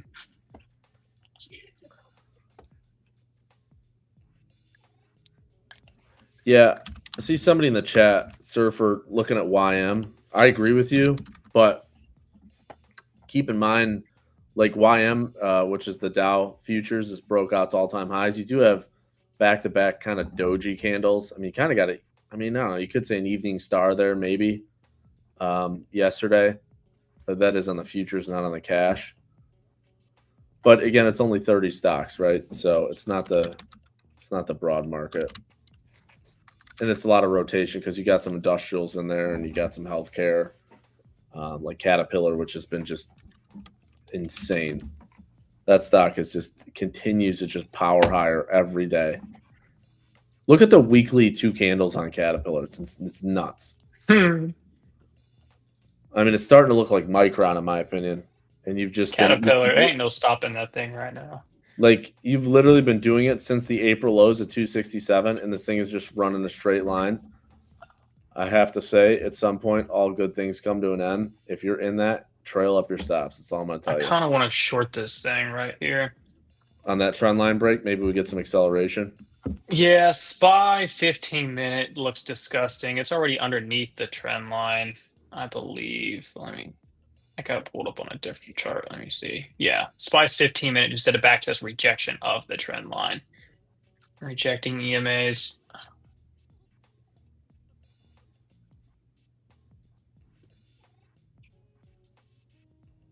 What do we got? It's 318. Got some time. I'll sell action maybe. Where's SPX? Stuck in the middle of the chop zone. Yucky.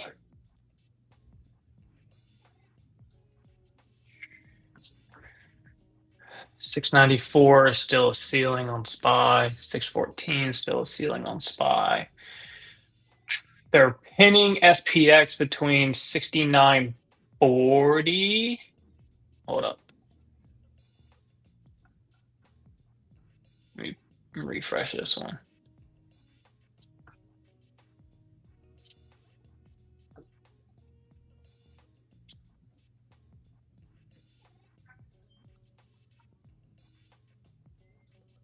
Why is it like this? Come on. Come on, browser. Yeah, Caterpillar, Deere, GE Vernova, that's another one. I mean, these industrials just continue to rip. 69.50 and 69.25. Kind of Look at pinning it another between one. those two right now. Johnson & Johnson. I mean, some of these names are just, it's nuts. They've run a ton. I mean, look at the RSI and Johnson & Johnson on the weeklies at 82 on the weekly chart. On the daily, it's probably go north of 100. I don't think it's ever been this high. Let's see. I'm going to scroll all the way back. This is the highest daily RSI back to 2017 on Johnson & Johnson. But momentum continues. Jordan, are you frozen? Nope. Okay, just making sure. No, I'm here. I'm having a struggle, but I'm fine. I think this is a fucking short coming.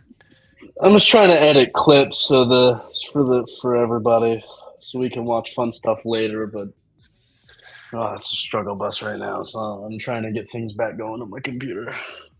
Everybody's sick. My kids are both sick. I think I'm getting sick. It's not good. I'm so done with winter. I'm ready to be away from the sickness. But I am Dude, going to Miami on Monday. Everybody's sick. I hate that shit. I hate it because it always ends up getting to me somehow. All right, let's tank this bad boy. Bring her down. Bring her down.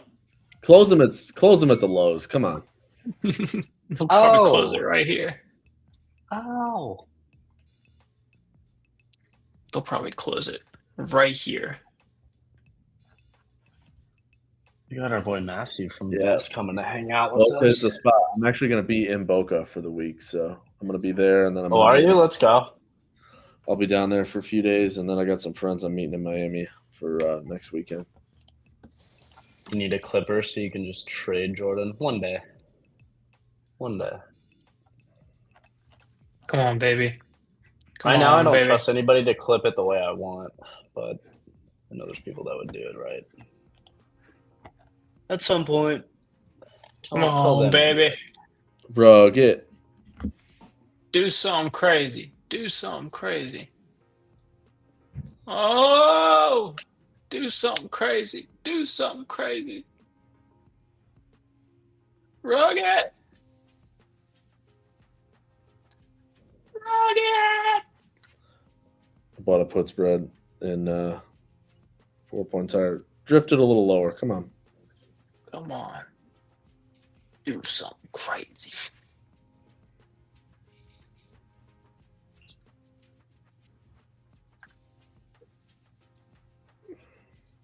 It's been like watching paint dry. Oh, yeah. This is ugly. Wild. Wonder what we get tomorrow. I think I think we get some expansion of range tomorrow. I really do. I don't think we're going to see this again. We're going to be going in one direction or the other. I hope so. You got a little data. We'll see jobless claims, existing home sales. Jobless claims will be interesting because if you do see like a pickup over last week, I think last week was up 231. If you do see like a spike higher, like in the 240s or something, or 250s, that could definitely give the market a little spook on the jobs front.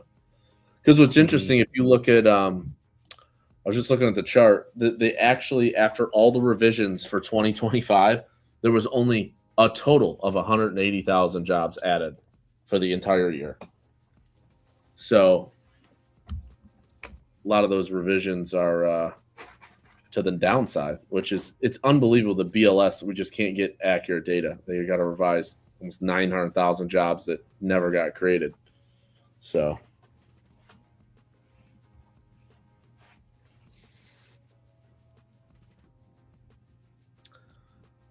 well, we'll see tomorrow. I mean, tomorrow's going to be, I think we're going to get some movement. We either break above this trend line and go, or we fail and we go lower. But I don't think there's any room for going sideways tomorrow. Yeah, I think in 2024, I think it was in the nines. Like I think like almost 1.8 million jobs in the last 2 years have been, or I guess false or not created.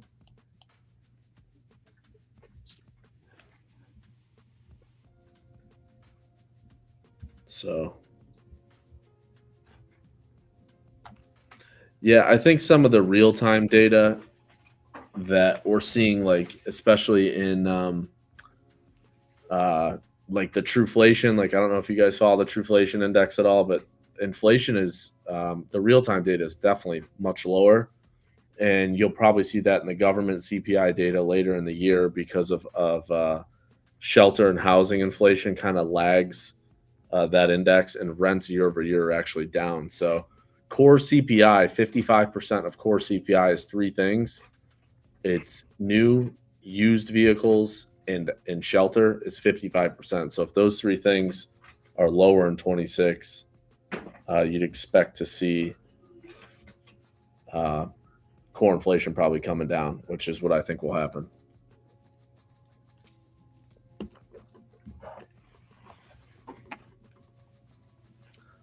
I mean, sky's the limit. We could chop till Friday, but the reason I think that we won't is because the way those two trend lines are on the Qs, you're like at a decision point where it's going to force price to have some type of expansion of range. You're either going to reject off this and move lower out of this balance, or you're going to try and go through it. But it's typically you don't just run into the trend line and keep going sideways. Usually that doesn't happen. You usually get some type of responsive move when you kind of get pinched into an area.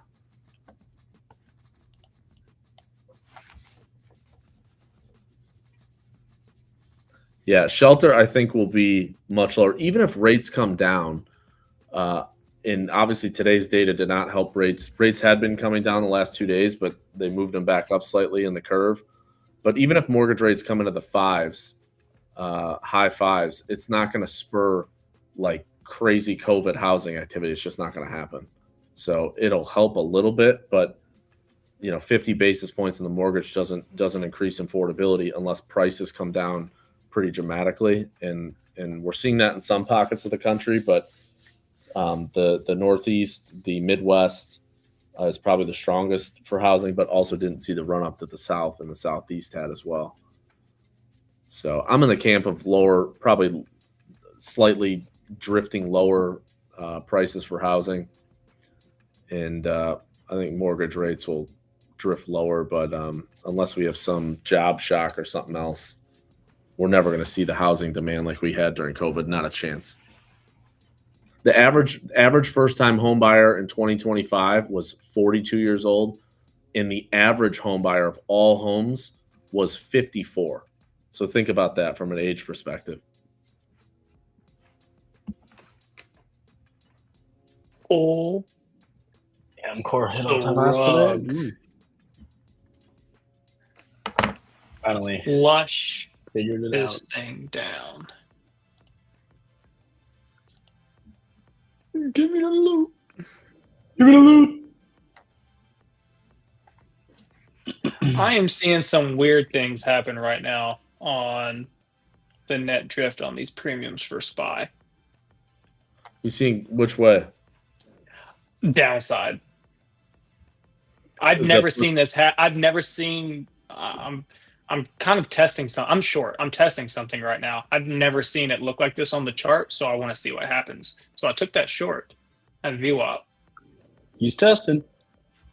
I want to see if we're about to freaking pull the rug, because what I'm seeing right now, I've never seen that before on this chart. Well, here's the other thing. Look at, if this is a proxy, let's just say Bitcoin's down at 67 and started to fall back from the 70 level, yesterday and the day before after the bounce. And Bitcoin's back and kind of took out that 68 area where it had the last two candles that it held. So Order filled. I just got a trim off. there you go. I put an order at 62 on. Whoa, I did not see that IBM down today. Yeah, 7%. Jeez. Whoa, I did not see that. Is there a headline on that one? Introducing flashes powered by agentic AI. I don't know. Nothing on that, but that's an ugly candle for that one. Wow. That's a big bearish engulfing. I just got filled on something. Come on. A little bit lower. SPY put spread. I just sold it. Come on. Come on. Come on. Fuck yeah. Let's go. What did I pay for that? I don't even remember. No, halves. I'll move a stop up.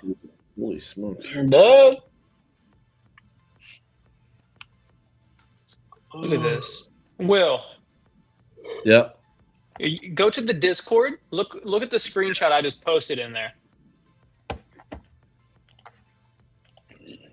Whoa, yeah. What's up with that?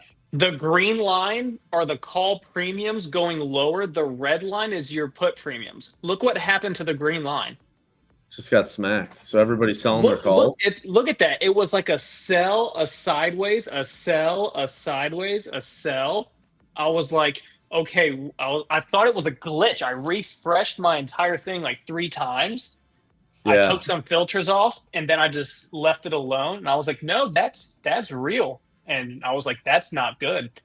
I mean, it's not good if you're in calls. It's good if you're looking to go short. Yeah. Yeah. It's interesting But, is yeah.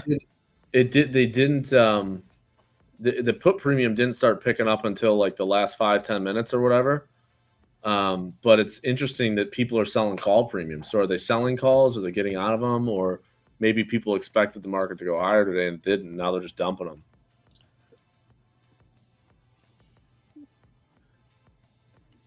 I mean, really what you're seeing is you're just seeing net call premium just going down. So either people are selling calls they're long or they're just selling calls outright. That's what you're seeing. Yeah. That's interesting, though. I've never seen it look like that before. That's somebody scaling out of something. It had Has to be, because look at the stock. Like I mean, you can tell based on how like it ladders down like that they sold some size, let it go sideways, sold more size. You know, like it was like looked like it was almost like program selling. You know what I mean? To do that, because you don't see that unless it's some decent size, right? Yeah. No, like the first spike that it had was about 30 minutes ago. It's so weird. It was at 254, which is this candle here, that candle there. On your net flow, there was 22.6 million of calls, but price went lower after those spikes.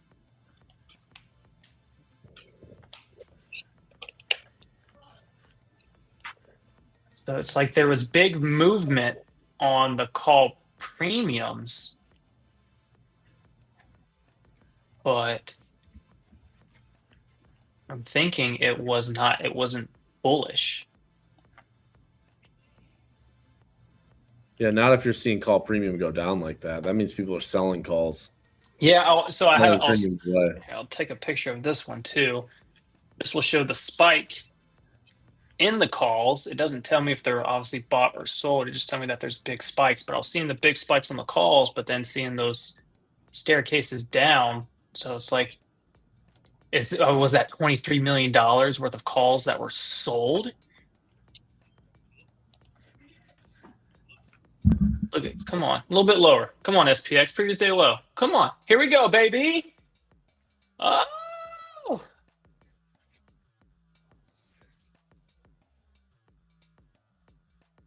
Come on now.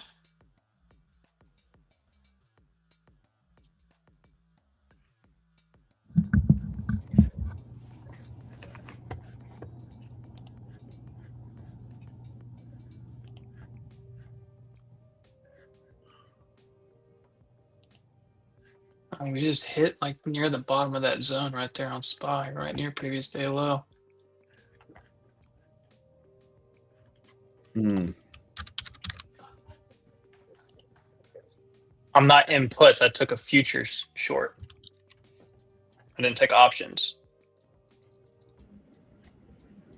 I'm done with options for the day. What's up, boys? How's everybody doing? Very good. Feeling pretty choppy market, but the crew's doing good. Nice. Hanging out in the day here, not too much. Are you like living on the beach now? I am in Puerto Rico now. We're getting all set up. I just got my new monitor right there, so we'll have the stream on there soon. But yeah, we're enjoying it out here. I love it. Sick. Is that like a permanent move, or do we not talking? We don't want to give away business.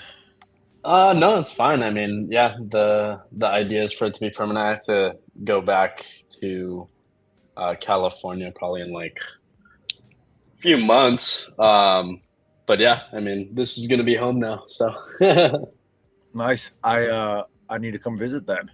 I need you to rescue me from my absolutely, girlfriend. Hey, yeah. I'll blink. I'll blink. She might be watching. If I blink 3 times, it's save me. Yeah, this is definitely the move for sure.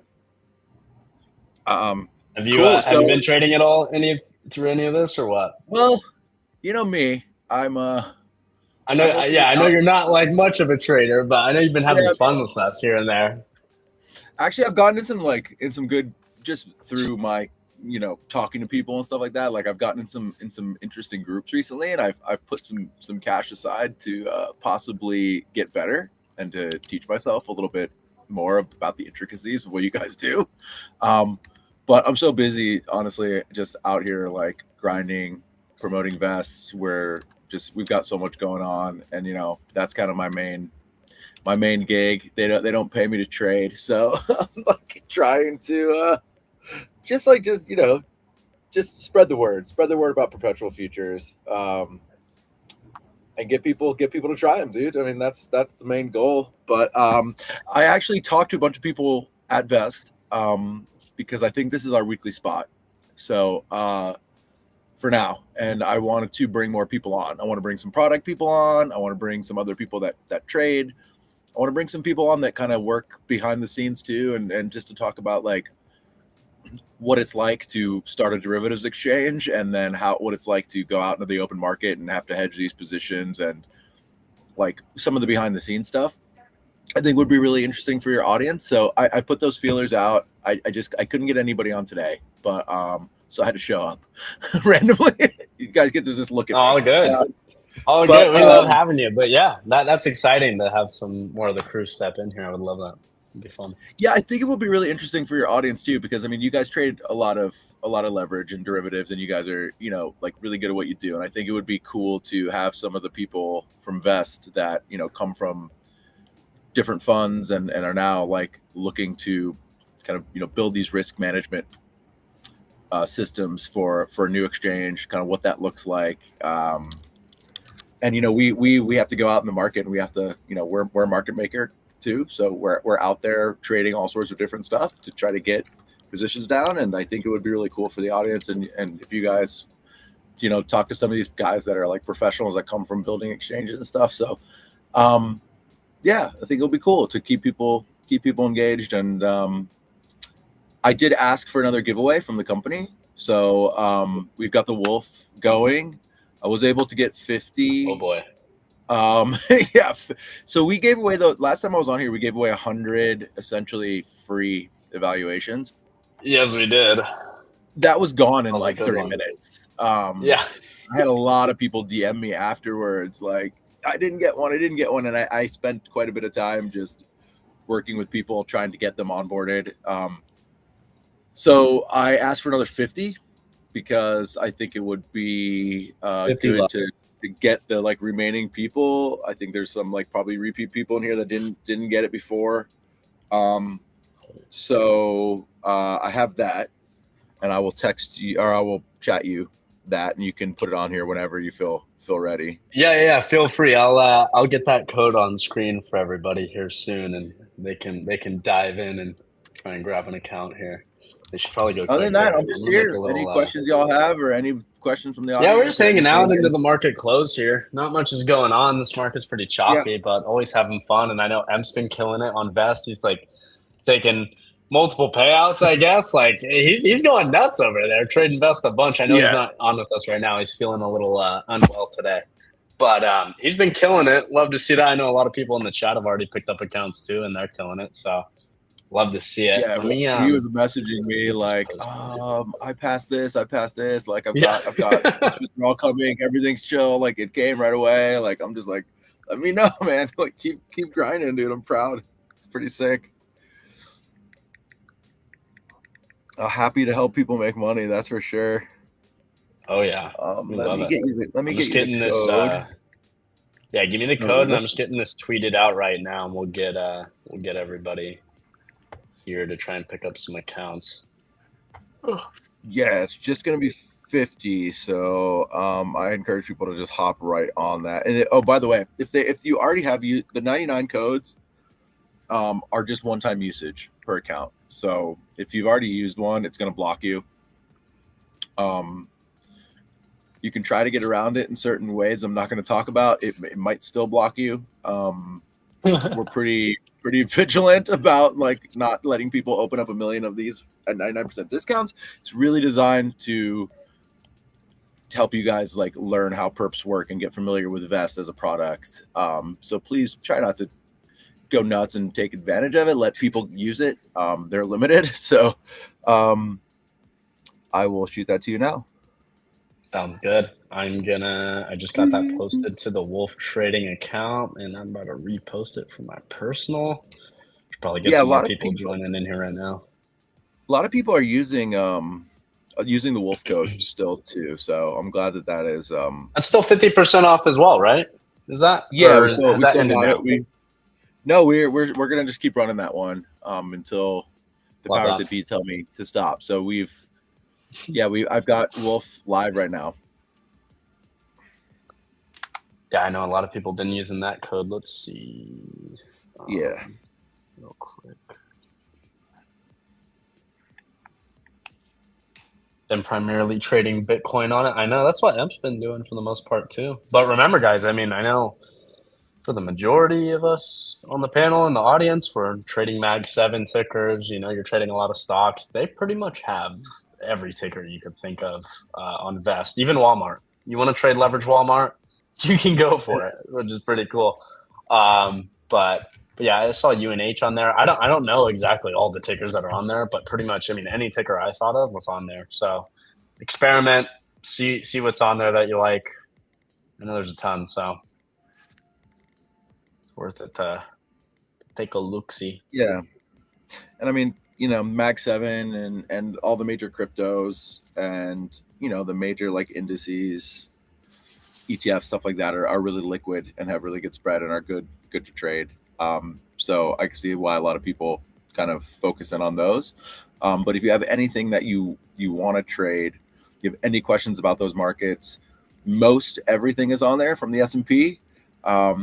We do watch. One of the things that we've been doing a better job at, I think, at Vest, is paying attention to like all the markets and seeing, you know, if something doesn't have an OI for a while, we essentially are thinking about starting to kind of like remove and then wait for people to start requesting to put it back on, just because when you run an exchange and you're a market maker, you're constantly, your attention is everywhere on your liquidity, and that's kind of a standard.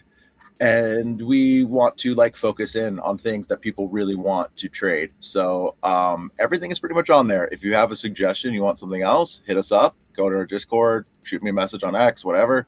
We'll get it listed, or we'll, you know, if you want to drop a position on it and you know, are like, where's liquidity? You have a liquidity question, whatever, we can work with you to like make trades happen. We're trying to make the best product possible. We want people to trade it. Love it. Quick spiel. I'm gonna get the link for Vest Markets posted in the chat, and I'll have that pinned as well. So when I throw this code on screen, you guys can just click and get there really quickly. Yeah, you don't have to really look for anything. So I'm gonna make it really easy for everybody here. Just give me a second. All right, we're gonna pin that link. Drop code so I can full port short. I got you, Chris.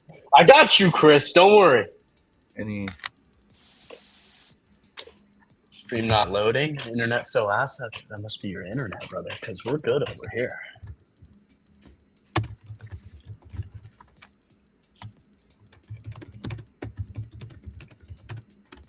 You got that that code? MOC in less than 5 minutes.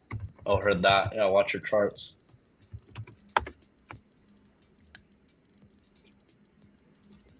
Where'd you send that code, Matt? Oh, I think I put it in the back end, like the chat for private chat. Slack? Oh, I didn't send it yet. That's why. There it is. Oh, you're good. No worries. Got it. Awesome. All right.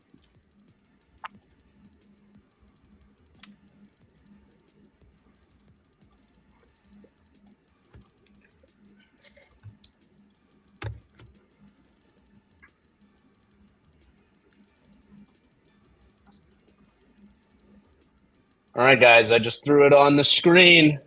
It's pinned in the chat. Grab the link pinned in the chat. Use code MATT99 on any account size, by the way. I saw that question in the chat. It's not specific to any account size, so I would go grab the biggest account that they have and get 99% off. I'm pretty sure it's like $2 and some change right now to get the most expensive account. So use code MATT99. Go grab them. There's only 50. They're going to go quick. I already know it. This happened last time, and we had 100, and they went quick. So y'all better get in there right now and take advantage of it. And let us know if you're having any trouble. Matt's really good at always like fixing anything. If we have any issues, just let us know. So yeah, $2.50. There you go, baby. Let's go. Let's go. And I can bring it up here. A lot of volatility out there. It's a good time to trade. Yeah, 100%. I've said this like a million times, but our pass rates are really high and our benchmarks are really low. And like, we really do want and hope that, you know, we are an exchange, and we hope that people like pass an eval, you know, make some money, deposit some capital on the exchange. Like, perps are awesome to trade. You know, they're really great products, 100%. And that's the key. I just threw up on the screen. I'll throw Casey's screen back up too as we're getting into MOC here. But just to show this real quick, these are all the accounts you guys can grab with Vest right now. Obviously, I say go get the 25K if you're using the code here. But going choose from all these $1,500 max drawdown to make 2,500. I think that's it's pretty solid, and it's up to 90% on the profit split. So, yep. And take as long as you need. There's no time limit, guys. There's no time limit to trying to pass this. You don't have to, you know, make $2,500 by a certain time or whatever. Take as long as you need and just pass the account. So, no renewal, right, Matt? No renewals, just the one time. No. Yeah, no renewals, no time frame.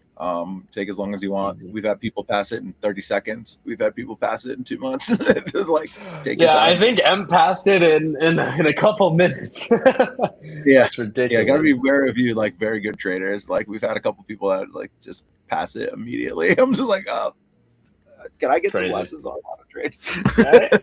or you're just like full porting. Go, Corey got one. I love to see it. He missed it last week, I guess, but he got one this week. Let's go. Nice. Grambo got one. Let's go. One other thing that I think I wanted to discuss, if you guys have a few minutes before I leave too, is we started an affiliate program, and we have an affiliate dashboard that's live now on Vest. Nothing has really been seen like this when it comes to like the TradFi world, right? Like, affiliate usage in crypto spaces and the kind of rewards meta that you get on perp dexes is huge. How do the rewards look like on that? Like, if you're an affiliate getting these rewards, what does that look like? So if you're an affiliate, so right now the way the program works, we're still a little bit early on it, but it's going to get better too. But it's a great time to get in early because there's a lot of room to grow. But if you're an affiliate of Vest, essentially what happens is you sign up. I can sign you up actually, and I can put you into our system. It will generate a promo code just like the promo code that you got right now. So MATT99 is a promo code that you're using for a 99% discount on this funded account. If you become an affiliate, it generates a promo code that gets a 20% discount, and that's in perpetuity. So you can use it as many times as you want. The same person can use it over and over. You can use it across all of the different funded account products that we have. Every time somebody uses that code, the affiliate would get a commission. So the 80% that's left over that the person is purchasing, the affiliate gets a 25% commission on that. That would be, you know, completely visible on our affiliate dashboard. You can withdraw anytime for free to your Vest account. You can take it out to your bank. You can withdraw crypto, whatever you want to do. And you can withdraw. It actually withdraws on the first of every month, regardless. So it's really great. We're just starting it. I've got maybe 20 people signed up right now. It's really early. It's an awesome way to kind of like build a brand too. If you're building a trading group, or if you have a Telegram channel, or you're trying to build out a Discord, like partner with us. I can create assets for you. I can create collateral. I can work with you. We can announce you. We can do a bunch of stuff to get you followers. And you can monetize the hell out of it. So hit me up. Yeah, absolutely. It's pretty sick. And we got MOC that came out. MOC was really small today, by the way, guys. Dude, that was a tiny MOC. Wow. They almost stopped out the last 2 of my contracts for the short. It came within 1 point, and then they just rugged it back down a little bit. So I'm back up on this ES short. But yeah, MOC very, very small. Minus 65 million on S&P, minus 9 million on the NASDAQ. I haven't seen an MOC that small in I don't even know how long. Crazy. I want to see if we're gonna chop and hold this box, or if we're gonna rug. Well, now we got what unemployment claims or jobless claims tomorrow, 8:30 a.m. jobless Eastern. claims. Watch out for that. And then it's CPI time on Friday. Well, we getting some brand new evals and running the CPI method. Have you seen the CPI method, Casey? Yeah. I might do that tomorrow morning. You put a buy stop and a sell limit like 20 points, and then a sell stop and a sell limit 20 points, and whichever way she goes, you just get that volatility spike. I've done it a few times. Okay. It's fun. All 50 are literally gone, so I'm gonna do 50 more. So someone in my Discord just said that the code said it expired for them. They weren't able to use it. I was about to ask if there was an issue, or did really all 50 just get used that quick? yeah, that was like immediately gone. Let me do go. 50. Matthew, you're insane for another Look, 50. everyone else saying their card keeps getting declined because it won't process with the promo code. Yeah, let me create so all the payments are done through Stripe, so it's not us. If it's declining, it's either like the only rule we essentially have is like limiting it to one account per use.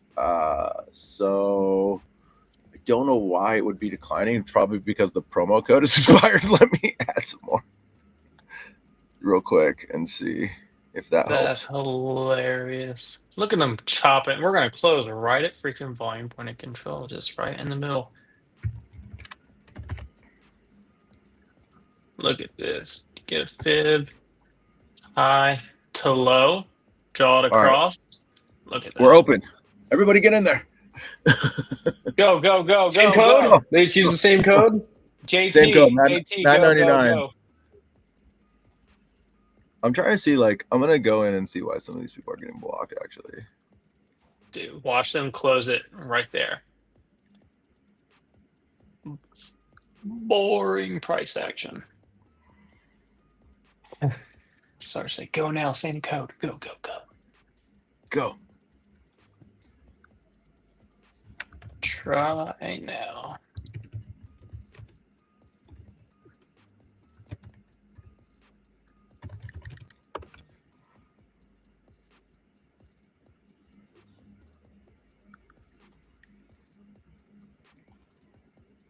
We might just need to come on here with like 1,000 codes.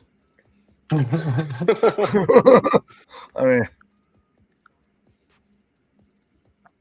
yeah, it shouldn't be charging a full amount if the code was expired.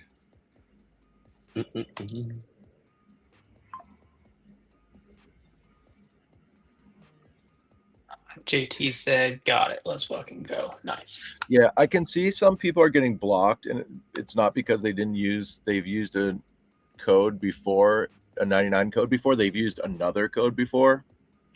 I may need to figure out why that's happening. I think it might be declining people that you've used any code previously. Got it. If that's the case, that's a problem. But well, goody. We'll figure it out for next time. It's a good problem to have. We'll be on here again. Yeah, it's a good problem.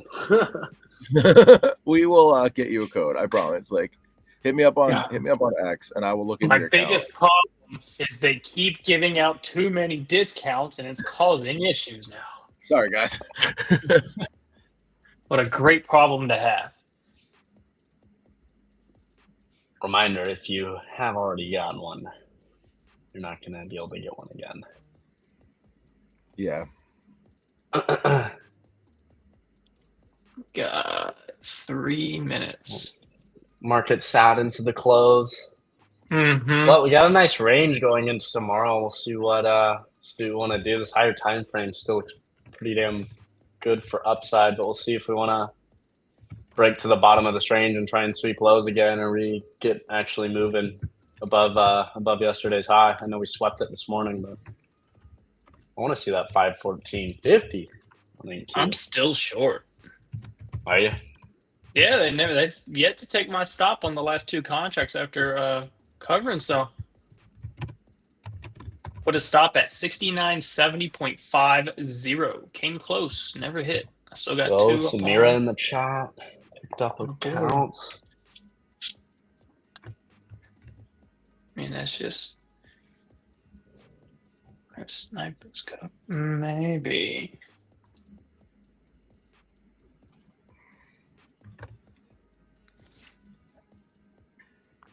Put an order down there if it breaks previous day low to cover.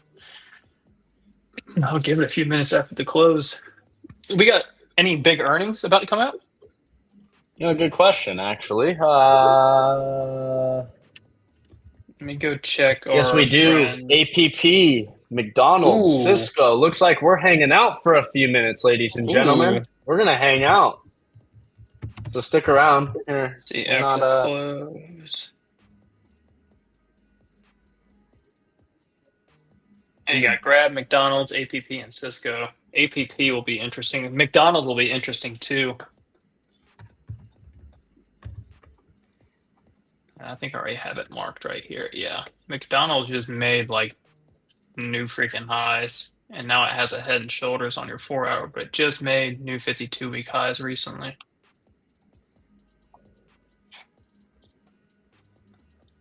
Yeah.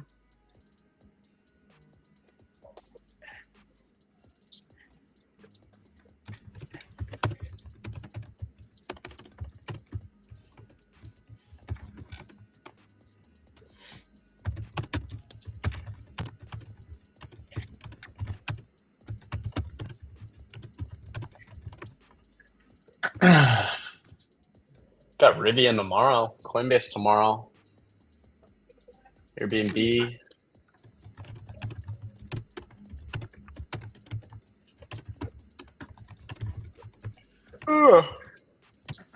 Come on. What Grab's reporting tonight as well. People are going to be watching Grab, I would assume. That name's come up a lot in the past few months. Crocs is tomorrow before open. Big red from what I'm seeing. With Nebius and Birkenstocks.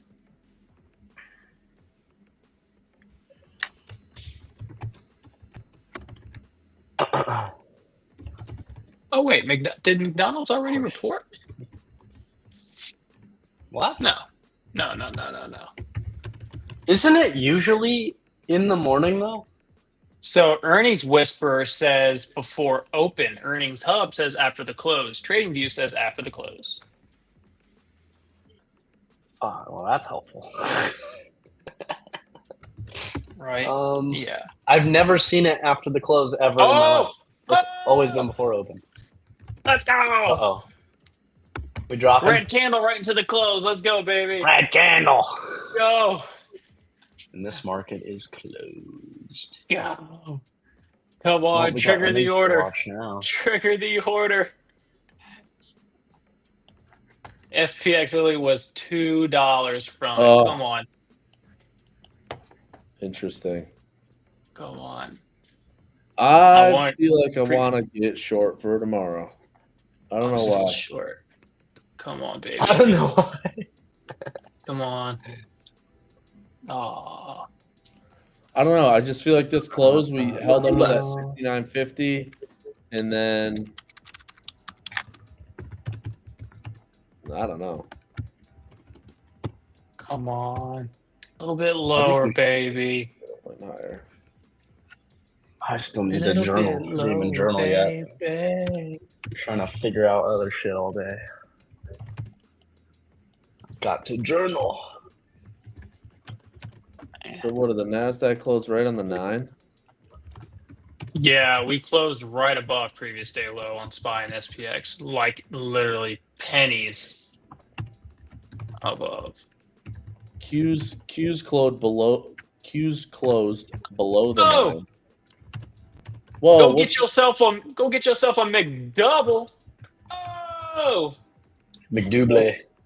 Whoa. Mickey D's. I guess we officially know they're reporting after close. Yeah, right. When have they ever done this, though? I've never seen McDonald's reporting after close. What? Look at the Or am I banks just closed them on the stupid? lows, man. Wow. No. They absolutely killed the XLF today. Right to the 200 day and closed it right on it. Mickey D's up 3%. All Matt, right, 99, get it done. just making more highs. I don't see the numbers yet.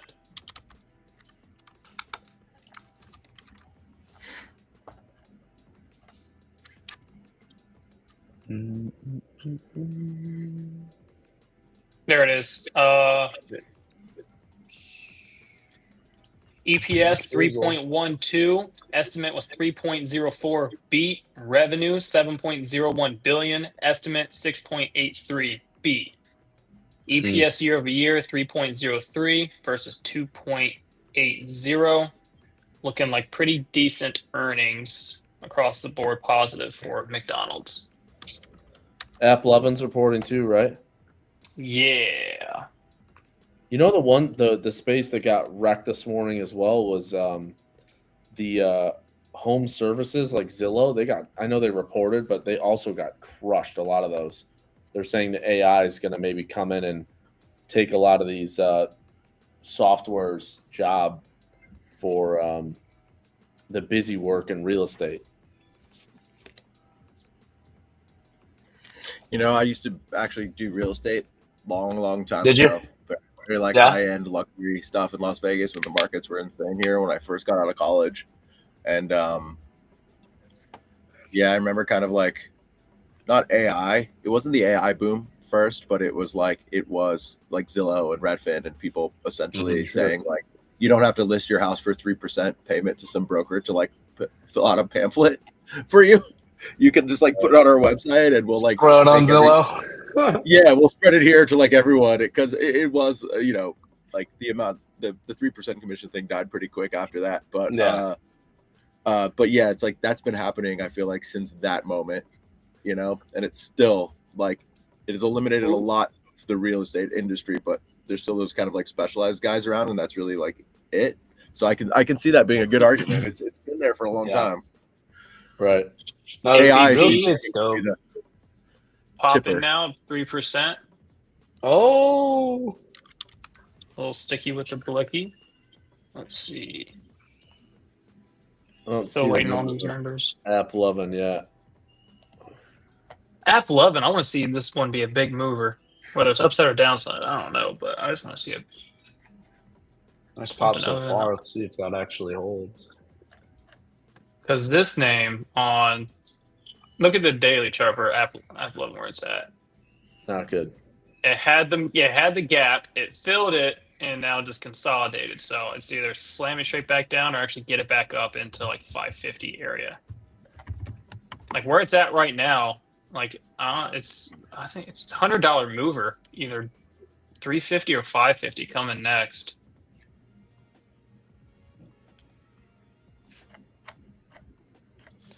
Where's the numbers? 480. Can it get above 5?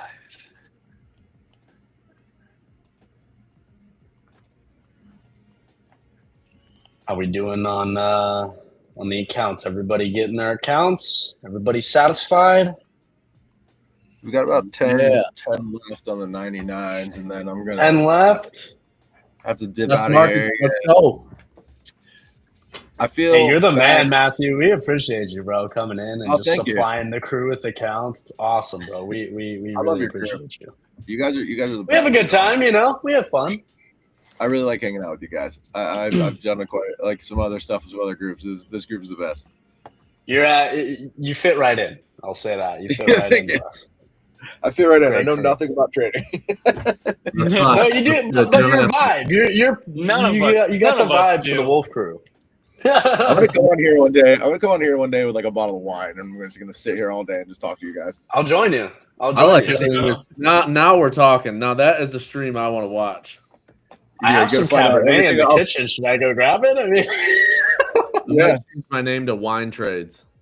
I'll be sitting Yeah. here like I'll be sitting here Tipsy on my couch, trades. like crying, like going through therapy at some point, just like guys, how did I end Tipsy up here? Trades in the profile picture is a wine glass, kind of tipped to the side with a little drop coming out of it, bro. That's a $1 million idea Yeah, account but right there. what's coming out of the wine glass is actual like candlesticks that are just like Oh, bro!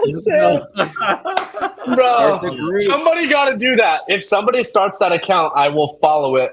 You tell me the account and someone starts it, I'll follow it right now. Wine Trades. Please start Oh, it. man. Wes will partner with you and create the marketing collateral for your group, and we'll give you Yeah. some referral money, and we'll build Alright, this good. thing out. Dude, we'll get Oh, that somebody's account already to 10K got it. real No quick. way. No way. Wait, what about Somebody's Tipsy got Trades? Wine Trades. It was in 2024, and it's got a wine glass. Somebody's got Tipsy Trades too. That's lame, and their name is like Harambe Stocks. Doesn't even make sense. Come on, bro. APP red. What about wine this goes trader? back and forth. Oh no, somebody's got that one too, man. This Damn, L's in the chat. I still think we need Wolf to get their own ETF here. We got to get the Wolf crew on the A ETF. Wolf ETF, bro. You said there's one's called the Tipsy Trader. Somebody's called Tipsy Trades. Ah, Tipsy Trades, yeah. Um, We need Yeah, two Wolf ETFs. ETF. One goal, one bear. Telling you, there's Dude, an we've idea thought to about have. Come on, we've thought about it. I think it's a lot. There's a lot of it regulation. was at the time. I think it was like it's a lot right now, but I think like in the future, it's something we could probably look forward to. I think we just got you partnered with the right firm to kind of launch it, and there could be something there. We also probably want to launch something like that in a bear market, so it's APP drilling. it's got room, you know. Launch it I'm at the pointing top of a fucking bull market. pointing And it just right now. tanks the whole time. No, the first one, the first one we got to coin. It's going to be RUGG for rug. That'll be a short double short Yeah, Everyone I like it. rug. I don't know the long one yet. I gotta figure. I think pump's taken PUMP. The other one we could do is we could use Moon MOON Moonshot. Ooh, moonshot. If Moon's taken. I don't know. The either. last thing that Not I'm on saying, stocks. guys, before I leave. Yeah, is what's up, Matt? You also get rewards when you trade on Vest too. So when you trade the funded account product, like you trade an eval, you don't get any rewards. But if you drop money on the exchange, if you trade anything, you get points. If you trade equities, you get 1.5 points. If you sign up with somebody's referral link or my referral link, which is posted on my X, you'll get a 10% points boost. Those points are distributed every 7 days. Right now, you can check people quote our points at a certain price all over the place. I can't give you an exact amount of what it's worth because nobody really knows what we're going to do with those points yet. I kind of know. So we're just collecting them right now. There's no Correct. real we don't know what we're doing with them yet, but just collect don't know them what we're and doing, we'll but- go from here. For Wolf people, Love for it. people that watch the stream that have access to what I'm about to say, I will tell you that those reward points are going to be worth something for sure, 100%. I don't want to say this for sure, 100%. We will probably not be releasing like a Vest token, but we are teaming up. We have some interesting people that we're talking to, people that helped us with our last raise. Blue chip companies have their own ETFs. They have their own tokens. They have a bunch of different stuff depending which way we go. And there will be a reward. You will get something for those points. Something awesome. Very I cool. promise. Nice. I love that. I love Yeah, that. We little love tidbit. rewards. I would love to give more information on I think where we're going with it. I can't right now, but like Wolf All will be good. you guys will be the first people to know. You can keep it a little ominous. That's all good. We like that. We love surprises. Made 53 cents on my best account, killing it. Let's APP, go. I believe APP beat their earnings, as did Cisco. Both of But them now getting red. smoked. Yeah, Interesting. APP revenue 1.66 billion, estimate was 1.61. Small beat. EPS 3.24, estimate was 2.96. Cisco Have we looked at Grab? was. Oh, not yet. Let me see if that one's came out. I think it should have came out. I don't know. It's No reaction yet. PM. I don't see anything from Financial Juice either. Cisco EPS 1.04 versus 1.02. Revenue 15.3. Estimate 15.12. Small beat. Nothing crazy, but same with APP. Small beat, positive numbers overall, but stock is moving What lower. happened? What happened? 5 minutes ago it was bright and sunny. It's fucking pouring. It looks like a What hurricane. happened? Dude, it literally, look at it. What the hell happened, bro? What? Welcome to the Whoa. Caribbean. Dude, hello. It was baby blue water. I mean, sun banging out there, and now it's just turned into. Dude, welcome to living. You're Twilight. living in the Caribbean now, man. God, I love this shit, man. Sign me up. I love it. It's like That's cool. California, but better, dude. Oh, I grew up in Miami. Like it's oh kinda yeah, like, so you know it. it's humidity and rain, dude. Every single day at 4:00, it's like it'll rain for like 20 minutes. I love this Listen. shit, dude. Yesterday Awesome. in Chicago it was 49, and I seen a dude with the convertible top down driving down the street. And it's 49. In like the Midwest, they do He's just that cruising, 50-degree bro. day, and they drop the top. I'm like, what's going on around here? Bro, It's like, that's it's 50, insane. drop Finally warmed up outside. You're fine. That's People crazy. wearing shorts like it's summer already. It's crazy. It happens all the time. Yeah, I don't know what it is coming out here. Like freaking serotonin's definitely boosted. And I've just been trading super good. I don't know if that has any correlation, but we've been fucking. yeah, killing you're it in the relaxed, man. trades. You're relaxed. You got good scenery. I guess so. Yeah, the different scenery definitely helps a bit. When you're happy in life, it usually finds a way to creep its way into other things.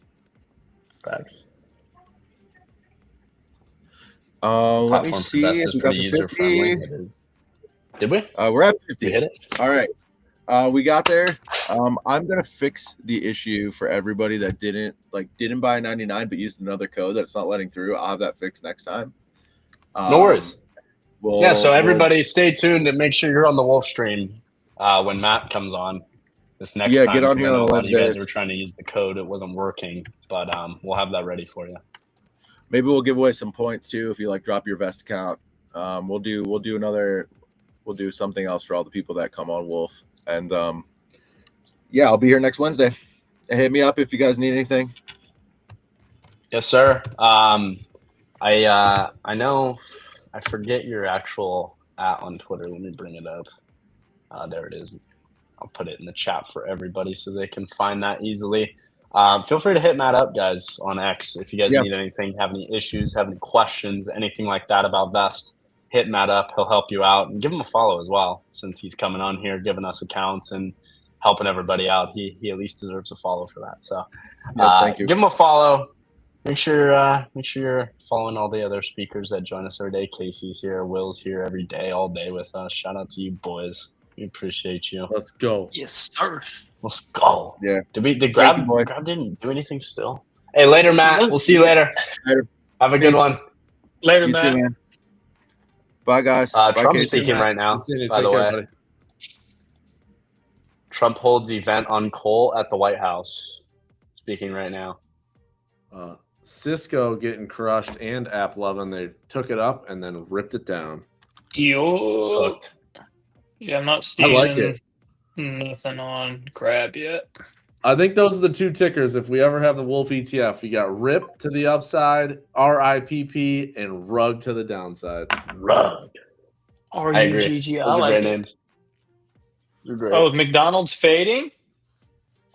Oh, coming back in. Give me that McDouble No bet. big double for you. Yeah. Refund. I want a refund. I want the points back Hey. on my McDonald's account.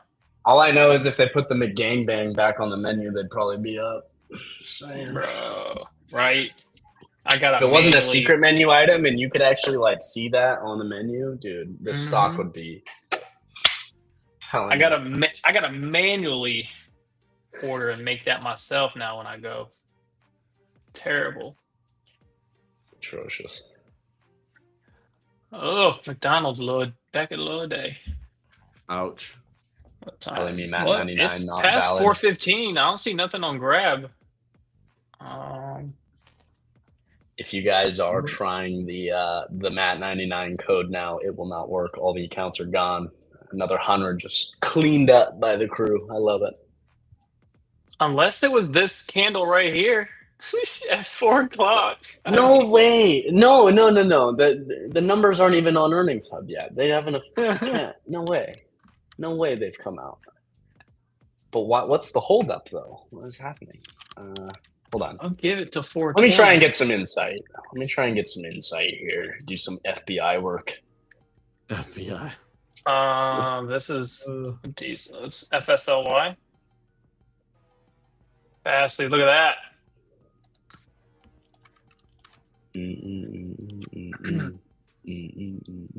EPS. Ooh, EPS 0.12. Estimate was 0.06.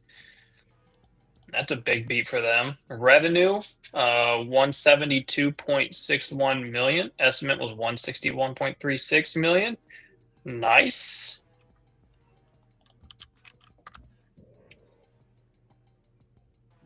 I don't get Vest. Is it futures? It's not futures. They're a little bit different. It's perps. So leveraged. It's a leveraged product. It's essentially tied to whatever ticker you're looking at. So we have, there's Mag 7 tickers. There's gold, silver tickers as well. There's crypto tickers, all that. And they've essentially made their own market within those tickers, right? And so the assets you're trading on Vest aren't actually, if you go and trade Tesla, it's not actually Tesla, it's Tesla perps, right? And so it's a market they've created where anybody around the world can trade them, right? It's nice. You don't have to be to trade US stocks. You don't have to be in a certain country to be able to trade them, right? You can be anywhere in the world and trade these US stocks at a leverage up to 50x leverage. So the best way to think about it, I think, is just it's a separate market.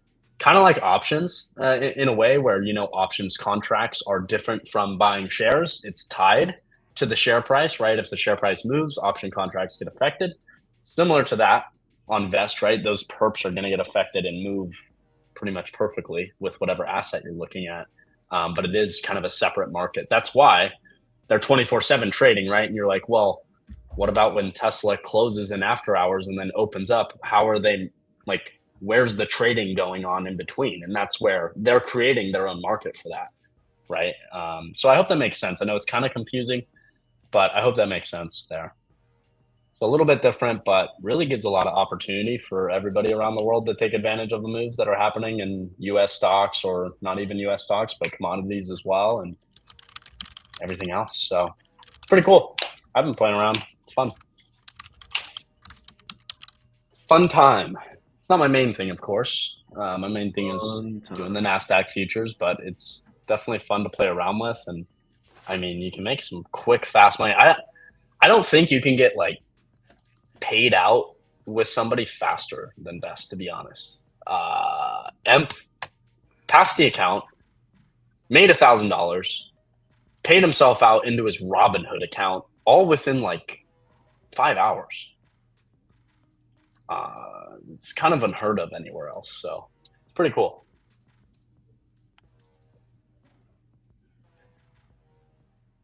And for anybody wondering about the payouts, how those work, they do go to a crypto wallet. And what Emp did is he just set that up on Robinhood, paid it straight to his Robinhood wallet, and then out of his crypto area in there, sold it for USD, and then just takes that right out of his Robinhood account. It's pretty easy. obviously a little more of a process than maybe just going over to whatever prop firm you're trading and clicking request payout and typing out the amount, but still pretty simple. And the only reason it's like paid out in crypto is because you're trading perps, right? You're trading perpetual futures instead of, or perps contracts, I should say, instead of, futures or anything else. Goodbye, Cisco. FSLY ripping. Fastly. Now you were looking at that. What did that report today, Casey?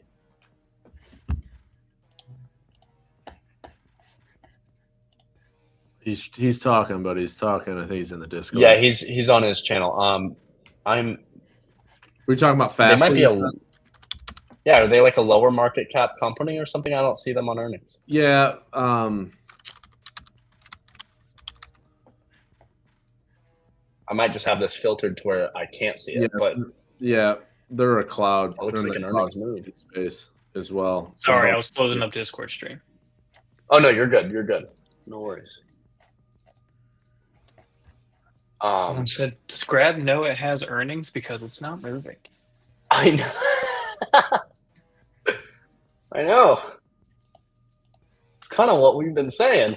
I don't know what the hell's going on. Something's wrong. Here, let me And I see nobody really posting about it because everybody's just sitting on the edge of their seat waiting. Latest.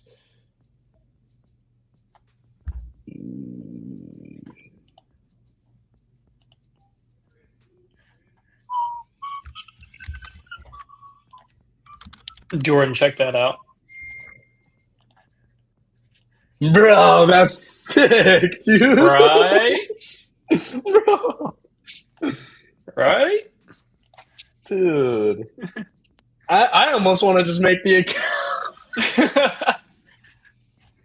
Well, we That's got the insane, profile man. That picture looks now if awesome. we want it.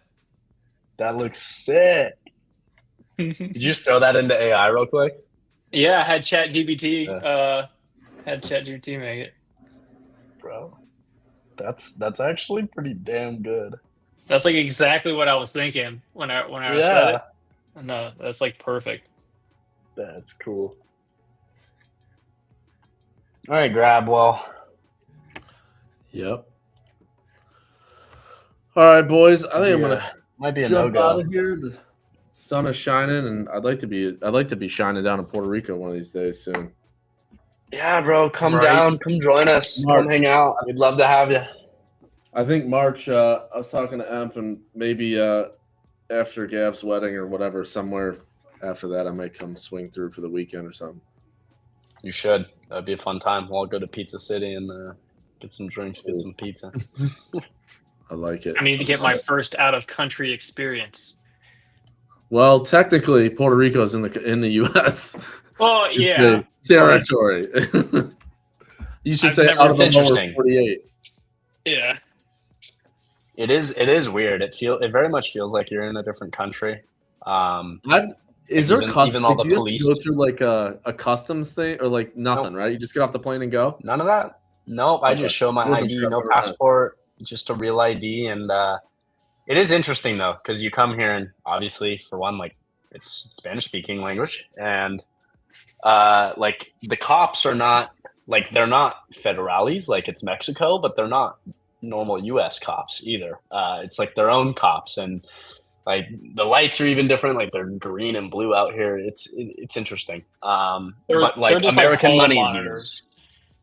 yeah. I don't even know. Like it's weird, and everything's in liters. Like when you go to get gas, but everything's paid with American money. It's so interesting down here. But I mean, it's kind of like exactly what I'd want, right? Do they like, I drive love on the left-hand Mexico. side I of the love road? that. What's that? Left-hand drive? Is it left-hand drive for cars? Oh no, normal. It's normal. Normal, right? Okay. Normal driving. What else is like? I don't know what else. I don't know that much about Puerto Rico, but I like it. I'd say a big find difference out. than the states is, or I guess like the normal states is going to be just every building is cinder block with rebar in the fucking middle. So you better get some Wi-Fi extenders or something, because you could have Wi-Fi that's like 2,500 square feet. Your whole apartment's 1,000 square feet, and it's not going to work. I promise you. You walk into the next room, it's not going to work. So that's another thing. But I mean, I don't know.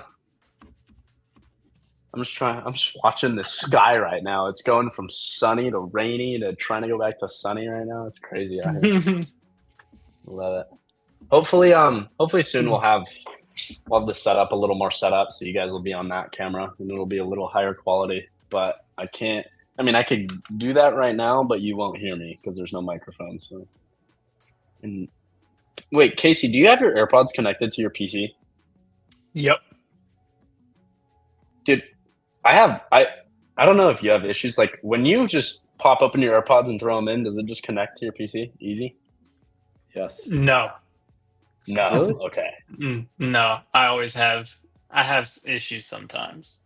It does on my MacBook, but like I can't get it connected to my AirPods to save my life. And then I got it connected once this morning to my PC, and I started to play music on Spotify, and it disconnected them and didn't work. And I haven't gotten it back up since. So I don't know what. Like the issue that I have sometimes is, if I have Bluetooth turned on my phone, my AirPods automatically will go to my phone and not to my desktop. Yeah. So I have to turn the Bluetooth off on my phone first, and then my entire setup is ran through the Mac Studio. So then I just click the Apple button in the top left corner and then go to Bluetooth devices. My AirPods pop up. I hit connect. I'll see it pop up at the top of the screen saying, Casey's AirPods connected, whatever it is. But then I have to then go to the settings on whatever application that I'm using and go to the input and output device and select it there as well. And so there's times where I think I'm in my AirPods because it says it's connected to my desktop, but on Restream, if I don't go to the settings and go to audio and go change that, it's going to default to this microphone that's plugged into my PC. So. Got it.